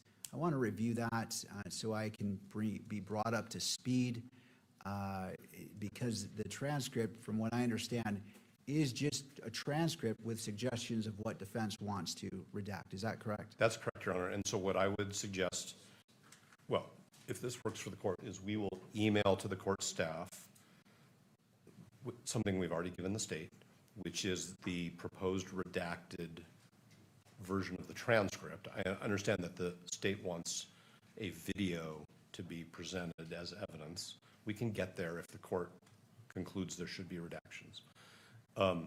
It's not redacted through blackout, it's highlighted. So the highlights are the proposed defense redactions, and Mr. Ellis can make sure that your court staff receive that, and it can either be emailed to you or printed out, whatever works. Any objections, Ms. Hunt, from the court reviewing the proposed redactions in order to bring the court up to speed at whatever argument the court may entertain? No, Judge, but I want to clarify for the record and for myself, is the court ruling on my procedural objections, and I want to reserve the right to make my substantive arguments using what's actually in the exhibit. So being able to quote directly from it, knowing that if it's not a closed hearing, those portions of what I'm saying are going to be on the record and broadcast. So the court is not making a ruling right now. We're just going to take a break, and then we're going to come back on the record. But on the break, I'm trying to maximize the time, and that's why I'm asking, is there any objection to me reviewing what it sounds like defense has sent you, which is just the transcript highlighting what they're anticipating redacting? I just want to bring myself up to speed, so on the next step, when I make my ruling, the court is ready to go. Okay, And fair enough. maximizing the time, because we also want to put up a monitor, so there's like 3 things we can accomplish in the space of 15 Fair minutes. enough. The state has no objection to that. All right, Mr. Novak, if you wouldn't mind sending what you sent to the state to the court for review, and we will take a 15-minute break. It is now, well, let's go a little bit longer, just I want to make sure everything is in place. Let's come back at 3 o'clock, and we'll proceed from there. Court is in a brief recess. All right.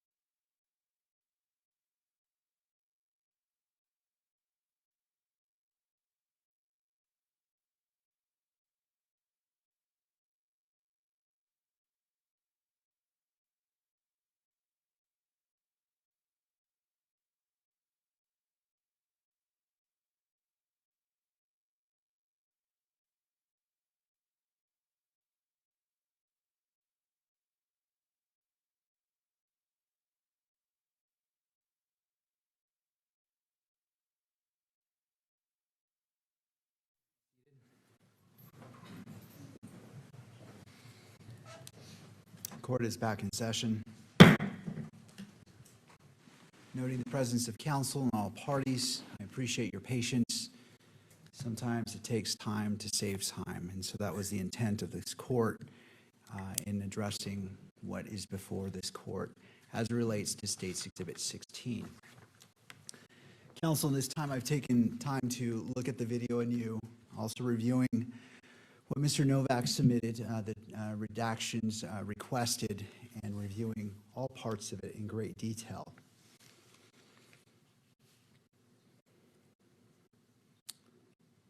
All right, I want to address the objections before me, and starting with Mr. Novak made a hearsay objection as it relates to Mr. McBride, and the court agrees, it is hearsay. At the same time, I'm only going to consider Mr. McBride's statements to provide context for the things that Lance Twiggs says and for their effects on Lance Twiggs. And as such, the hearsay objection as it relates to the statements of Mr. McBride in State's Exhibit 16 is overruled. Turning to relevance as it relates to State's Exhibit 16. And I agree in part and disagree in part as it relates to this objection. So there are portions of the transcript, or I say transcript, but what I really mean is State's Exhibit 16. And I appreciate the transcript. I found that to be helpful. It's a lot faster than trying to scroll. And so I appreciate that being provided. It was helpful to the court. And to be fair, I found it to be a true and accurate representation of the actual recording. So did I listen to every word and compare it? No, but from what I reviewed, I did not find any inconsistencies, just to put it on the record so there's no misunderstanding. But there are portions of the transcript, State's Exhibit 16, which relevance is still not clear to me. However, as the magistrate, I am able to distinguish between what is relevant to a probable cause determination and what is not. And what I take into consideration when I make my ultimate decision about probable cause, I will not take into consideration what is not relevant. So that is a constant balancing and evaluation I'm making throughout this hearing. And after this hearing, my intent is to review everything again, to be thorough. This is not a case where I'm going to be shooting from the hip in making that determination, because this is an important determination. So I will take the necessary time as is required and is as necessary to ensure that the constitutional rights of all parties are upheld. So as I'm making determinations, where I land is pages 19 and 20 of the transcript as it relates to State's Exhibit 16 may contain irrelevant information, but I will reserve whether I consider those portions until I've heard the rest of the state's evidence. Therefore, as it relates to relevance, that ruling is reserved. Now, turning to the other objection, which is Rule 403, prejudice. As I am acting as a magistrate, I do not have the same concerns that my decision will be influenced by undue prejudice as that of a jury. Therefore, for purposes of admissibility, the defendant's objection is overruled. Even so, there are portions of this transcript, and again, State's Exhibit 16, that may not be admissible at trial and whose relevance I have not yet determined. In the abundance of caution and to protect the jury pool, the potential jury pool, from hearing potentially inadmissible evidence, I'm ordering that the audio cannot be published in the courtroom or on camera from page 19, timestamp 3255, until timestamp 3548. In other words, the state may publish the audio for all portions of the interview other than that one portion. And when I say audio, I mean audio and video, so both. I recognize there's approximately only 1 minute after 3548. The state can fast forward to that point or it's an approximate 1 minute and 12 seconds, or may take the time to redact the video as they see fit. So where I'm landing today is up until from the beginning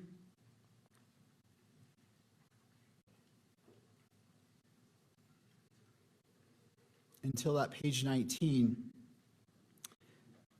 3255, that portion I am ruling is admissible and may be published.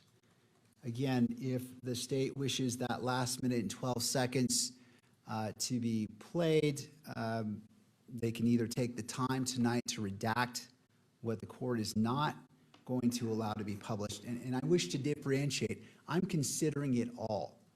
But for publication purposes, that portion is not going to be permitted to be played in the courtroom. Your Honor, would you state those times again that you are ordering not to be published? I've got 3255 to 3548. Right. Those are the two timestamps for that. And I hope that's helpful as both parties are trying to review on the transcript and State's Exhibit 16. And that's from 3255 to 3548. Right. Okay, thank you. Is not publishable in the courtroom or on to be broadcast. Finally, I want to recognize both parties wanted the benefit of the record to be more specific in their arguments concerning their objections. So if those arguments pertain to timestamp 3255 through timestamp 3548, I'm willing to allow you to do that in a closed hearing. Please be mindful of the time and keep your arguments succinct. With that in mind, do the parties have any arguments they feel I have not considered in my ruling that require a closed hearing?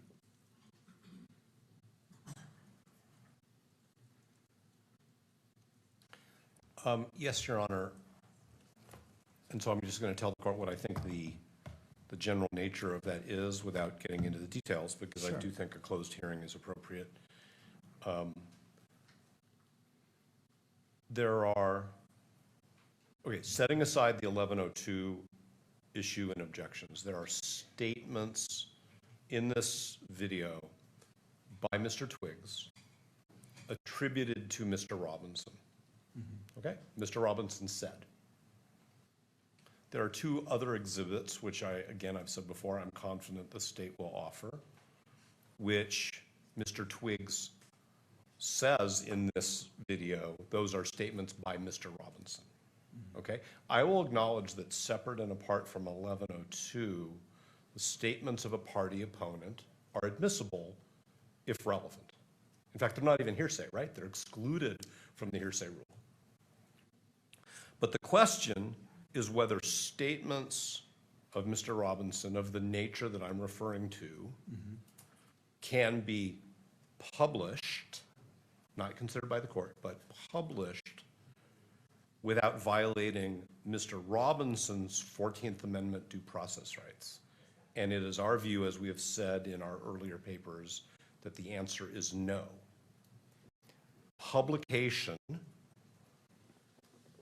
especially on in the way this proceeding is being published, would violate Mr. Robinson's due process rights under the 14th Amendment. We previously cited, and the reason why I'm saying this again is not to reiterate something just because if you say it twice, it means something different, but because my colleagues have suggested that maybe my argument earlier was not clear enough. And so I want to make sure it is clear so that the court makes a decision based on the arguments of counsel. The United States Supreme Court said in Estes, E-S-T-E-S versus Texas, 381 U.S. 532, the following. In Rideau versus Louisiana, and that's R-I-D-E-A-U, this court constructed a rule that the televising of a defendant in the act of confessing to a crime was inherently invalid under the Due Process Clause of the 14th Amendment, even without a showing of prejudice or a demonstration of the nexus between the televised confession and the trial. I am not calling the statements of Mr. Robinson confessions, but that is what the state will call them. And so there are portions of this exhibit and the other exhibits that I've referred to which implicate Mr. Robinson's right not to have what the state calls a confession televised. This court has authorized the televising of this proceeding.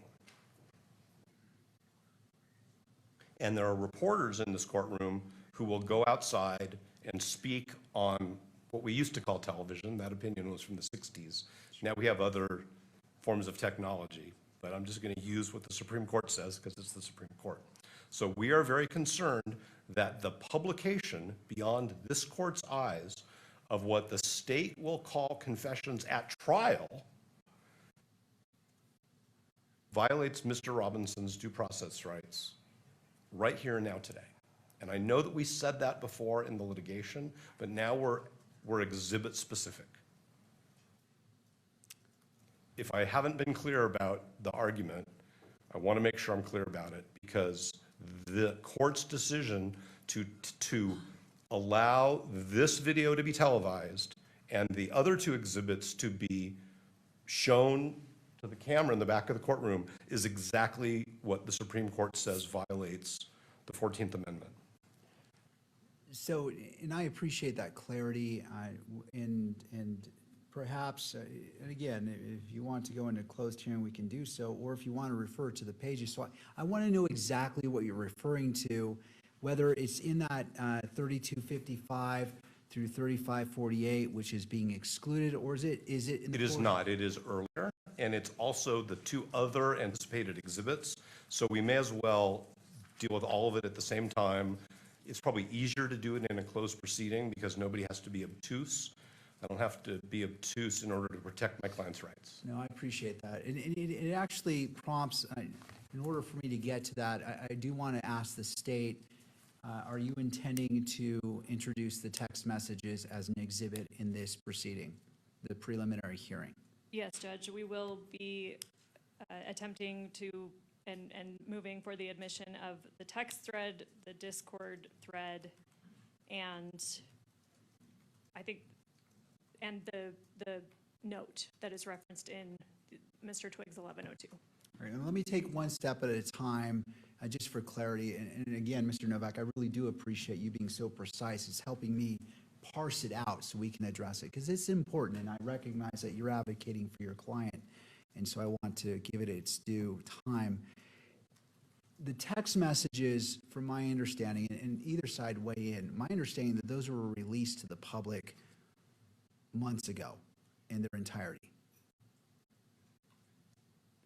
Judge, if I may, they were not released in their entirety. Portions of them were placed into the charging document, the information that supported, in part, the charges that the state has filed. We did not put the entirety of them in. And now we wish to publish more of them than were included in the charging document.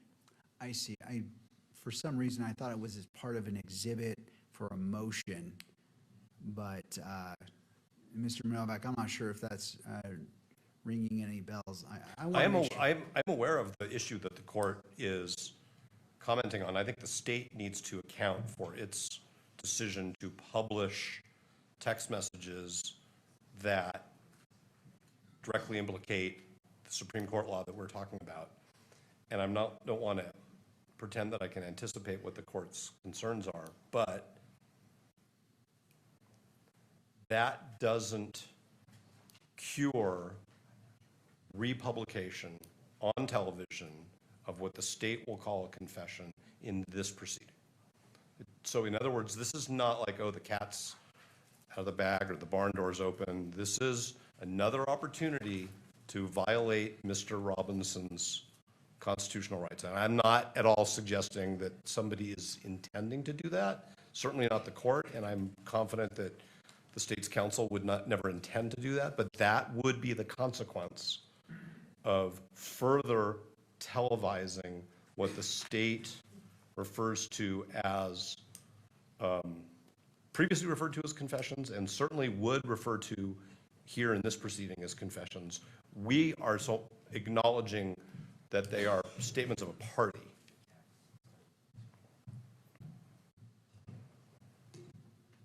We have not filed anything in this case that publicizes the text messages, the Discord chat, the note which Ms. Hunt is mentioning, and now that Ms. Hunt has said that, yes, we want this note to be presented into evidence, and the court knows what this note is because the court's now watched the video.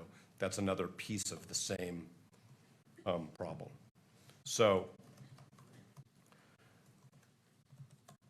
this is all simplified by the court being extra cautious about Mr. Robinson's constitutional rights, considering these exhibits to the extent the court deems that they're admissible and portions of them are relevant, and not further televising them in this proceeding in a manner which we think is inconsistent with what the Supreme Court said in Estes v. Texas. All right, I appreciate that, Mr. Novak. Ms. Hunt, would you like to respond? Because I understand what Mr. Novak's saying, and there may be a 403 issue as well as it relates to this, and I'm not going to pretend to read your mind, but because I can't do that. All right, Ms. Hunt. Just to clarify for the record in the court, the state's position is that we would like the audio played. The audio may be captured by the cameras in the state's position, but we never intended to visually put them on the monitors such that cameras can capture them and you know, pause or get the actual exhibits, substances of the exhibits. I believe that was the media's position, if I remember correctly, is that they want everything audio and visually displayed, but the state's position is just, we just want the audio played. Right, but what's it?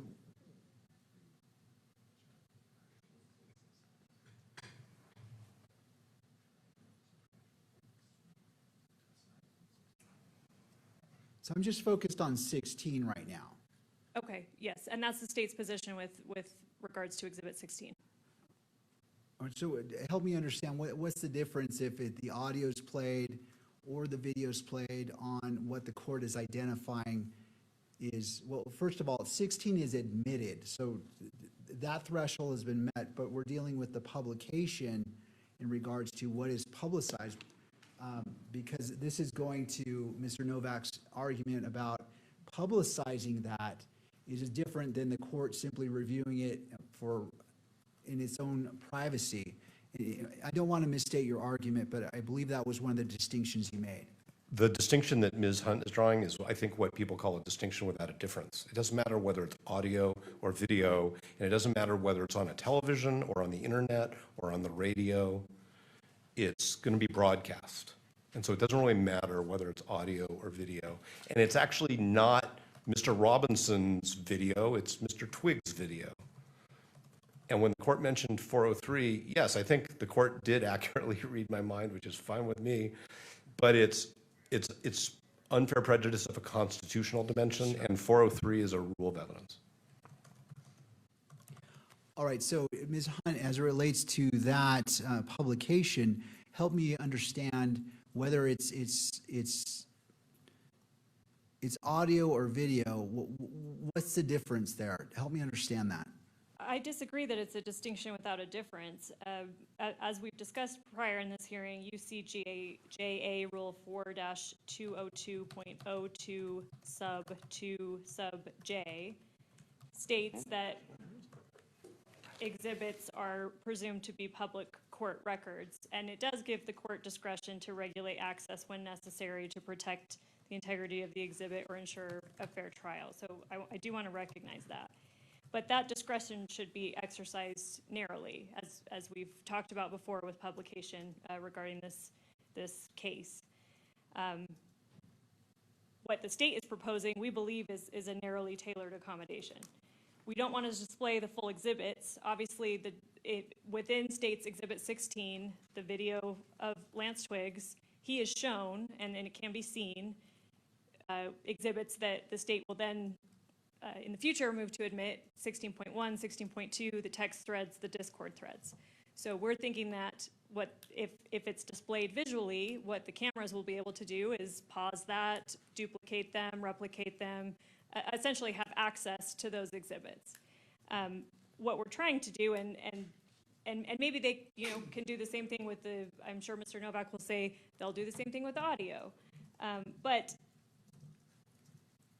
hearing the tone, the context, all of that, that's why the state chose to do, we could have done a written 1102 statement from Mr. Twiggs. We chose to do, as is allowed by 1102, we chose to do a recording because that's how the state is choosing to present this evidence. We believe that the appearance or the tone, the context, hearing Mr. Twiggs actually talk and talk through these exhibits, talk through his experience is a meaningful way of presenting our evidence. And so that's the difference we're seeing. I see. Obviously, it's up to the court's discretion on how publication is to be made here. We've made our arguments generally about that issue, and we'll submit it to the court. Our prime issue is that the exhibits be admitted into the record, that the court consider them as part of the preliminary hearing standard and bind over, but we'll submit it to the court on publication. But that's the state's position. All right, Mr. Novak.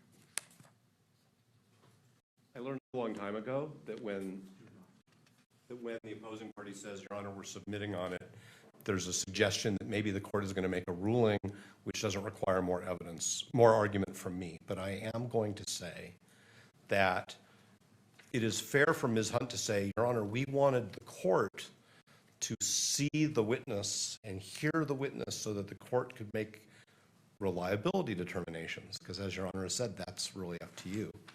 That's a different issue from the constitutional consequences of electronically publishing what the state will call a confession. Now, I've changed the word from television to electronically publishing because I'm trying to be in the 21st century, and the Supreme Court used that word in 1963.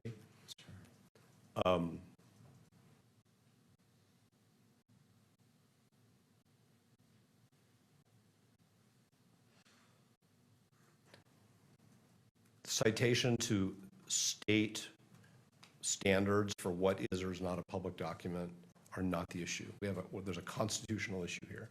And I think that the court has already heard from me at least 3 times about what we think the court should do here. It's a preliminary hearing. It's not a jury trial.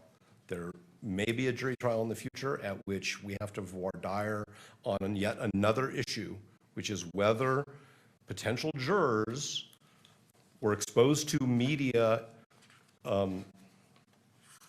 replaying of what the state called a confession. That's exactly what was structural error.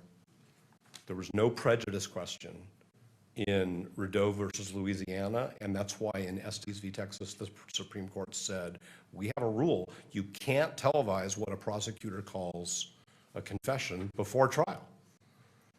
Thank you. All right, thank you. I appreciate both parties advocating and arguing. It's helpful for the court.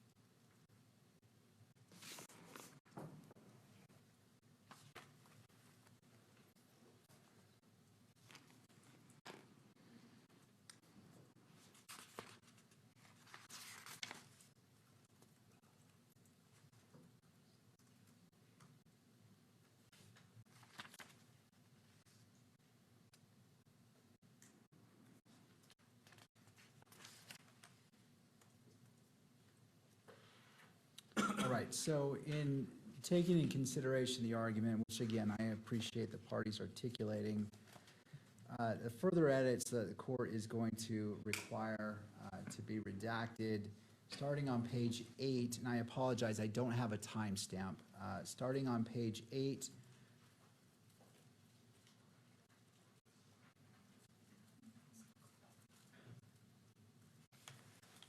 And, sorry, I'm just trying to.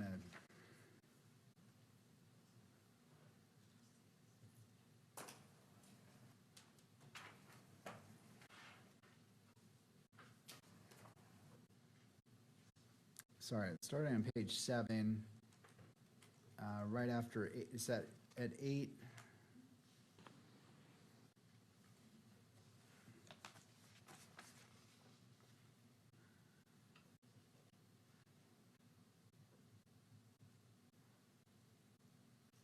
Well, let's start.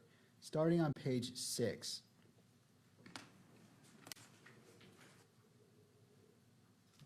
Now, let me go back here.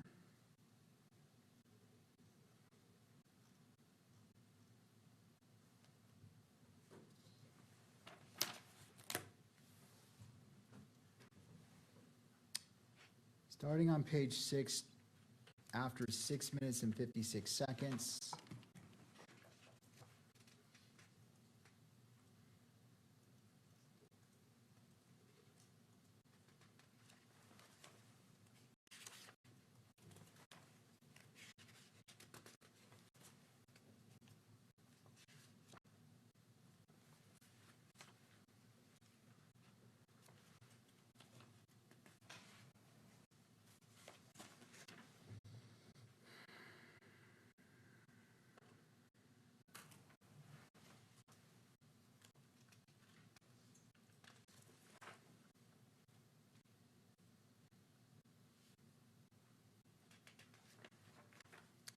Going to 20 minutes and 27 seconds. For reasons such as 403, under Rule 403. And again, this is simply for publication. This is not taking out what the court will consider. The court is considering the entirety of State's Exhibit 16, but the court is trying to take a narrow approach in recognizing and balancing transparency with constitutional rights, and doing so in such a manner that it is meaningful and doesn't diminish the court's duty as a magistrate under the probable cause determination. All right. Restate those times again, Your Honor. 6:56 until right the line before 2027. Or 2027, just so until 2027. Is that? And then and then what the court indicated previously from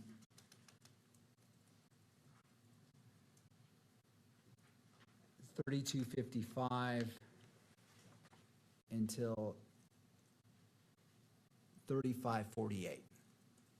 And I apologize, Judge, just to clarify, these timestamps that you just gave, the 32:55 to 35:48 and 6:56 to 2027, those are just not being published, but they have been admitted for Your Honor's consideration. Right, so kind of going through my 3-step process.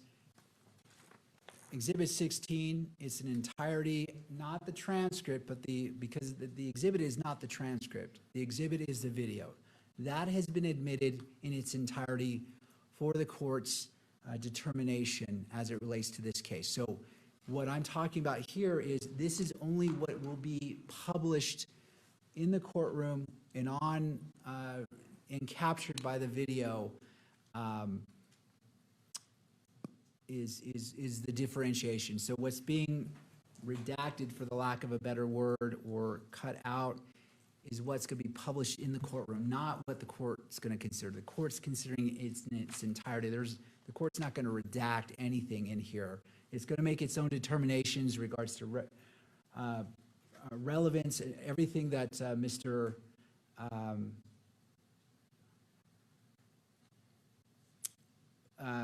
Everything that Mr. Novak noted.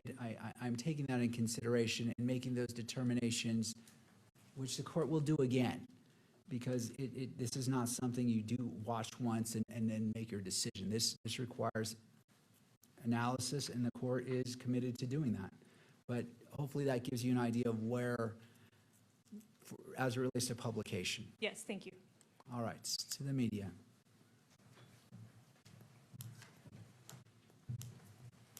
Thank you, Your Honor. I know how much time the court's already dedicated to considering this, and I appreciate the additional time being afforded the media. There's just two additional things that I wanted to mention to the court. I do want to reiterate the point that I made before about the fact that if this is, in fact, a key consideration that the court is entering into when trying to make the determination that it is going to make at the conclusion of this hearing, Utah case law, including the Archuleta case, that the defense has referred to over and over again, stresses that the same considerations that urge for access to a preliminary hearing itself, allowing the proceedings to be televised, allowing people to be in the courtroom, also advocate for access to documents on which the court bases its ruling.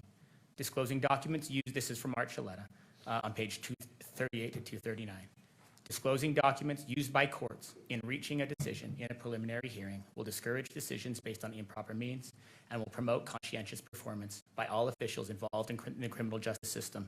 Therefore, providing a presumptive right of access to documents filed in connection with preliminary hearings can play a significant positive role in the functioning of that process. I do want to reiterate the belief that providing access to the documents on which the court bases its decision in this proceeding is critical.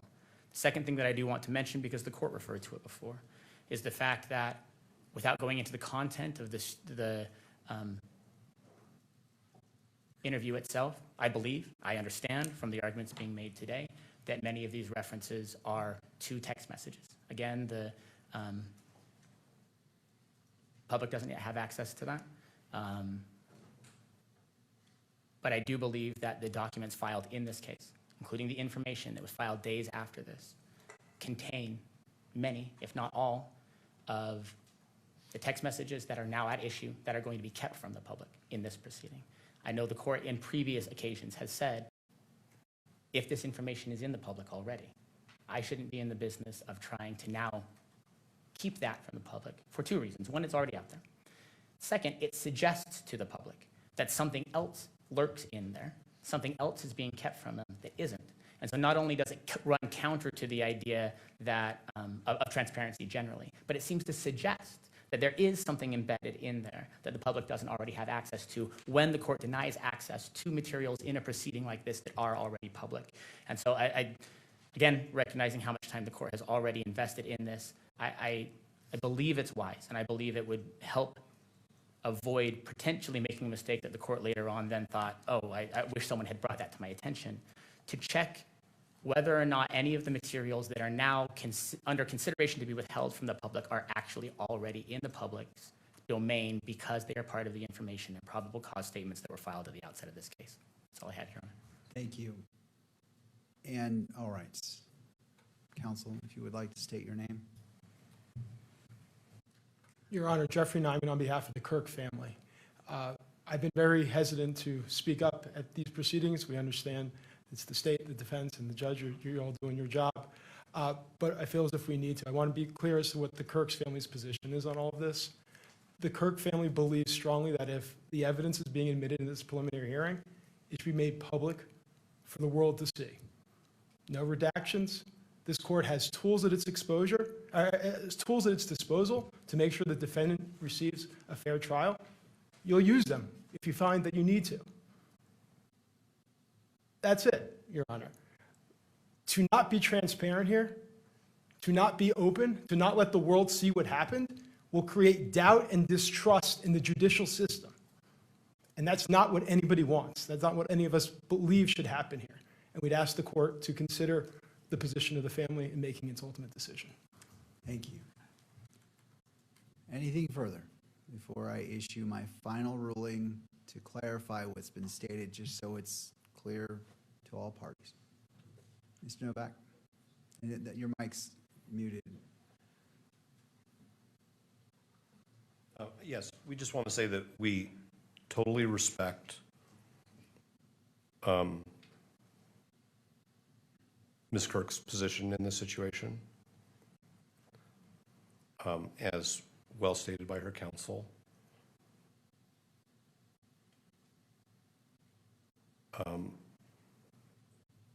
Media counsel's suggestion that because the state, in our view, improperly disclosed what the state is going to call a confession in charging documents does not mean that this court can just let it go.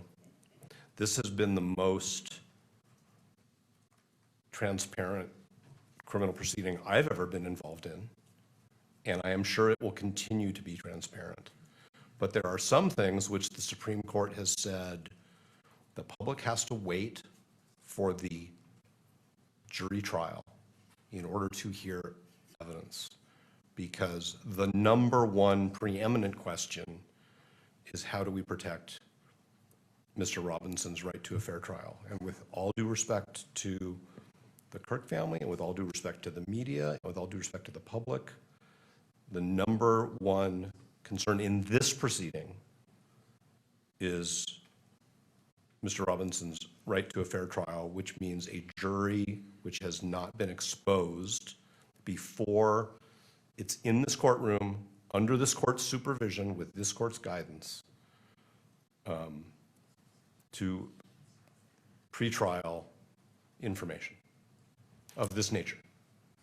All right, I do have a follow-up question for you, Mr. Novak, returning to the Estes case. It's an important point. I want to make sure I fully understand it before I issue my final ruling. My understanding is Estes cited to a dissenting opinion in Rideau. Rideau, yes. Rideau, my French is bad. Mine too. That constructed a rule that publicizing a confession runs afoul of the 14th Amendment, but that didn't appear to be the holding. It was, the opinion talked about coerced confessions being put out to the public. Could you cite two Estes that supports? The portion that the court is looking at is exactly what I would read to the court. It says, we constructed a rule. Now, I understand there's a parentheses there where it refers to a dissenting opinion in Rideau, because I think that was a case where there were multiple opinions. And we all understand how complicated it is to figure out what comes out of a Supreme Court opinion when there are multiple concurring and dissenting opinions. But what the court says in Estes is that televising, I'm going to paraphrase a little bit, televising what the prosecution calls a confession de facto violates a defendant's 14th Amendment right to due process without a prejudice analysis, without even looking at what happened in the trial vis-a-vis that earlier televised analysis. So yes, we could go down what lawyers like to do, we could go down the rabbit hole of what were all the different opinions in Rideau and why is Estes citing to a dissenting justice. But what Estes said is we constructed a rule. It's not a reference to a dissenting opinion. And I think when the Supreme Court says we have a rule, we should just take it at face value that that's the rule. I understand what's in parentheses there is a little confusing, but what the Supreme Court is saying in Estes is we have a rule. And if I may have one moment.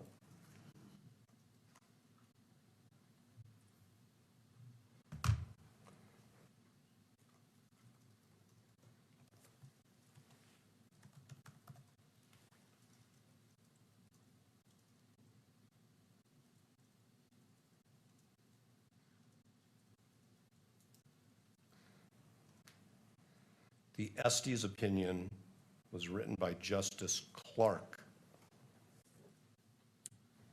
There was a concurrence by Chief Justice Warren, Mr. Justice Douglas, Mr. Justice Goldberg, and then there were dissents by Justices Stewart, Black, Brennan, and White.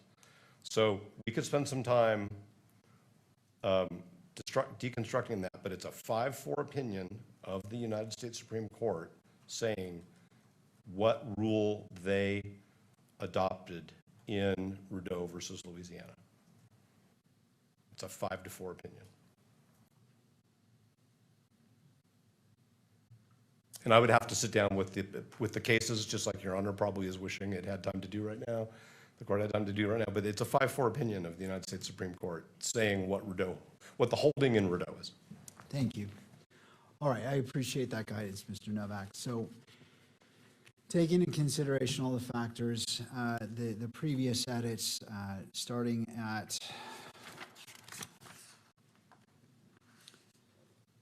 I believe I said, starting at 6 minutes and 56 seconds, going to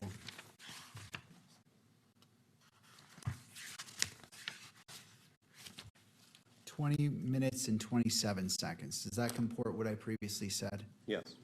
All right. And then the other edit is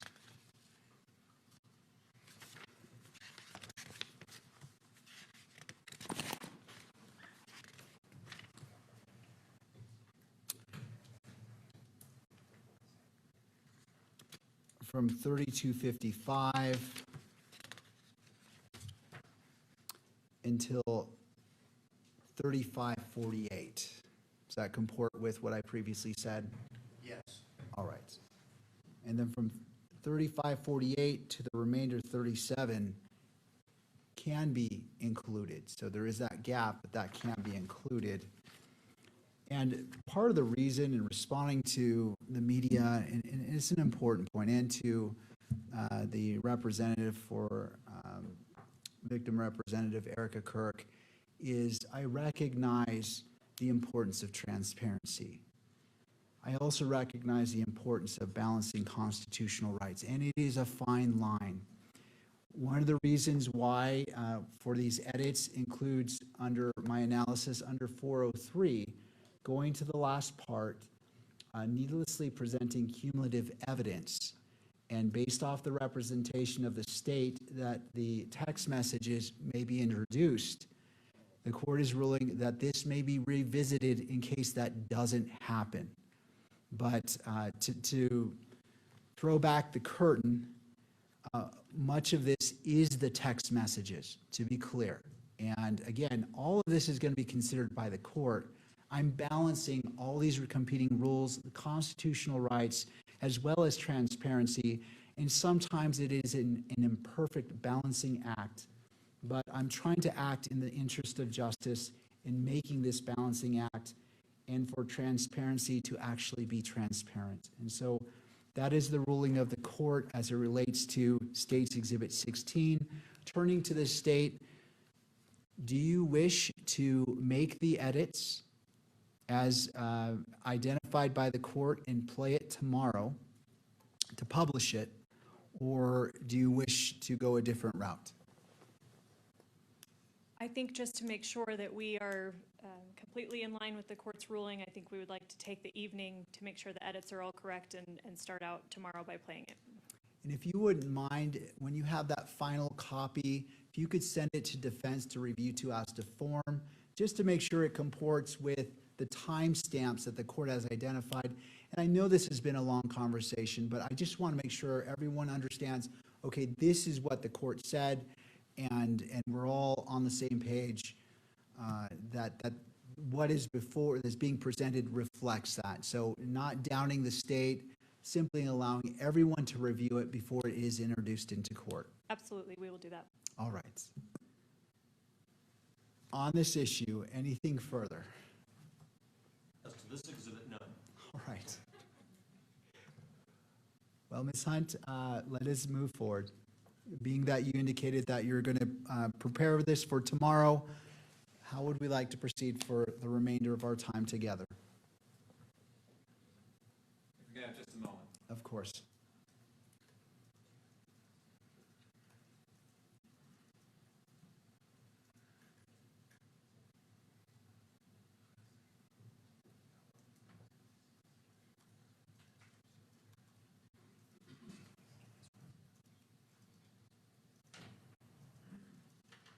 And I know the state's engaged, but if someone could send a copy of that to the court after it's been reviewed by counsel, so the court can review it to double check that it comports with what I said, to make sure that it reflects what I was intending to reflect. That way we can save time as well.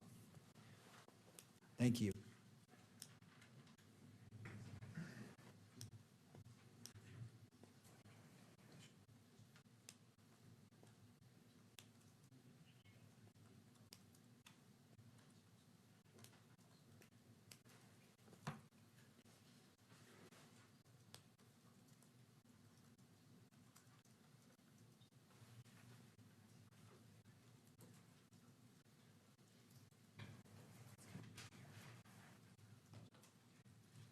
Judge, it's the state's position that we close for today, come back once those edits have been made.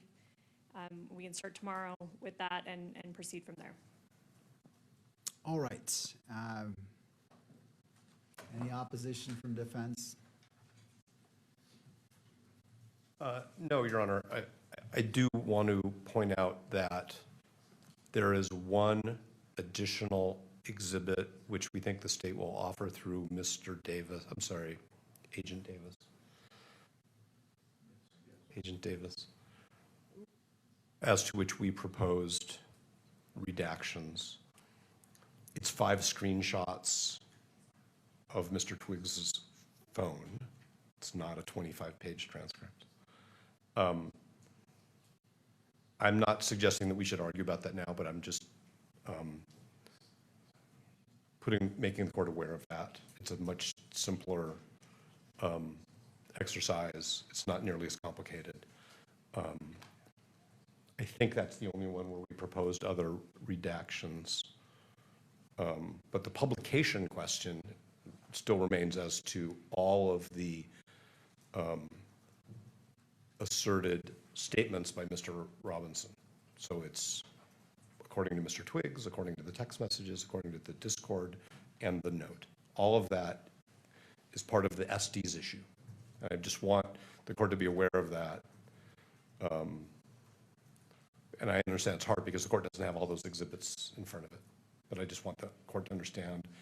I think that all of the argument that we've had with respect to the transcript sort of lays the foundation for the legal issues, but it's going to come up with respect to those exhibits as well. And the comments that the court made about 403, I understand it with respect to relevance and admissibility, but I'm not sure how 403 applies to the televising of statements that the prosecution will call confessions. So maybe that's something. It was a different prong that I was addressing. Good, okay. The duplicative part or cumulative part as it relates to the text messages, and that's why I reserved that if it doesn't come in, then it can be revisited to the redactions that's made public. For evidentiary purposes as opposed to for publication purposes. Right, Understood.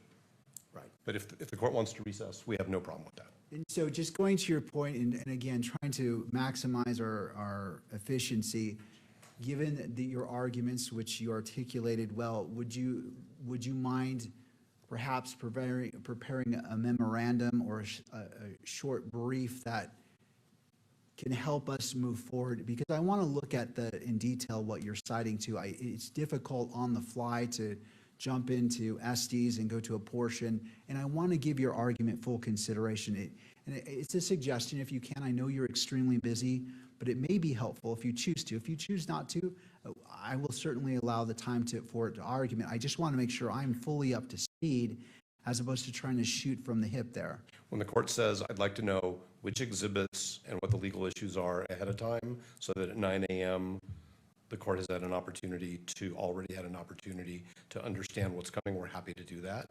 And I'll try to get something to the court by 8 a.m. I appreciate that. Thank No you, problem. Mr. Novak. And if you wouldn't mind, obviously, sending a copy to the state as well. Oh, of so it's course, not of course. ex parte. All right. So, is the court referring to a formal filing? No, just if you A want bench memo? a bench memo, and that all sides can have a take a look at, just to prepare, again, in light of efficiency and trying to maximize our time and give as much weight and time to addressing these issues fully, as opposed to trying to hit them at the moment and doing a deep dive when it's a little bit more difficult. So Happy to do so. if you'd like to, I would entertain that to the state. If you want to confer and talk to see where you are and want to do the same, certainly you are entitled to do so as well. I think we plan on doing that. Thank you, Judge. All right. All right, is there anything else for this afternoon? Not from the state. All right, to defense. No, thank you very much for your time, Your Honor. All right. Court will be in recess until 9 o'clock tomorrow morning.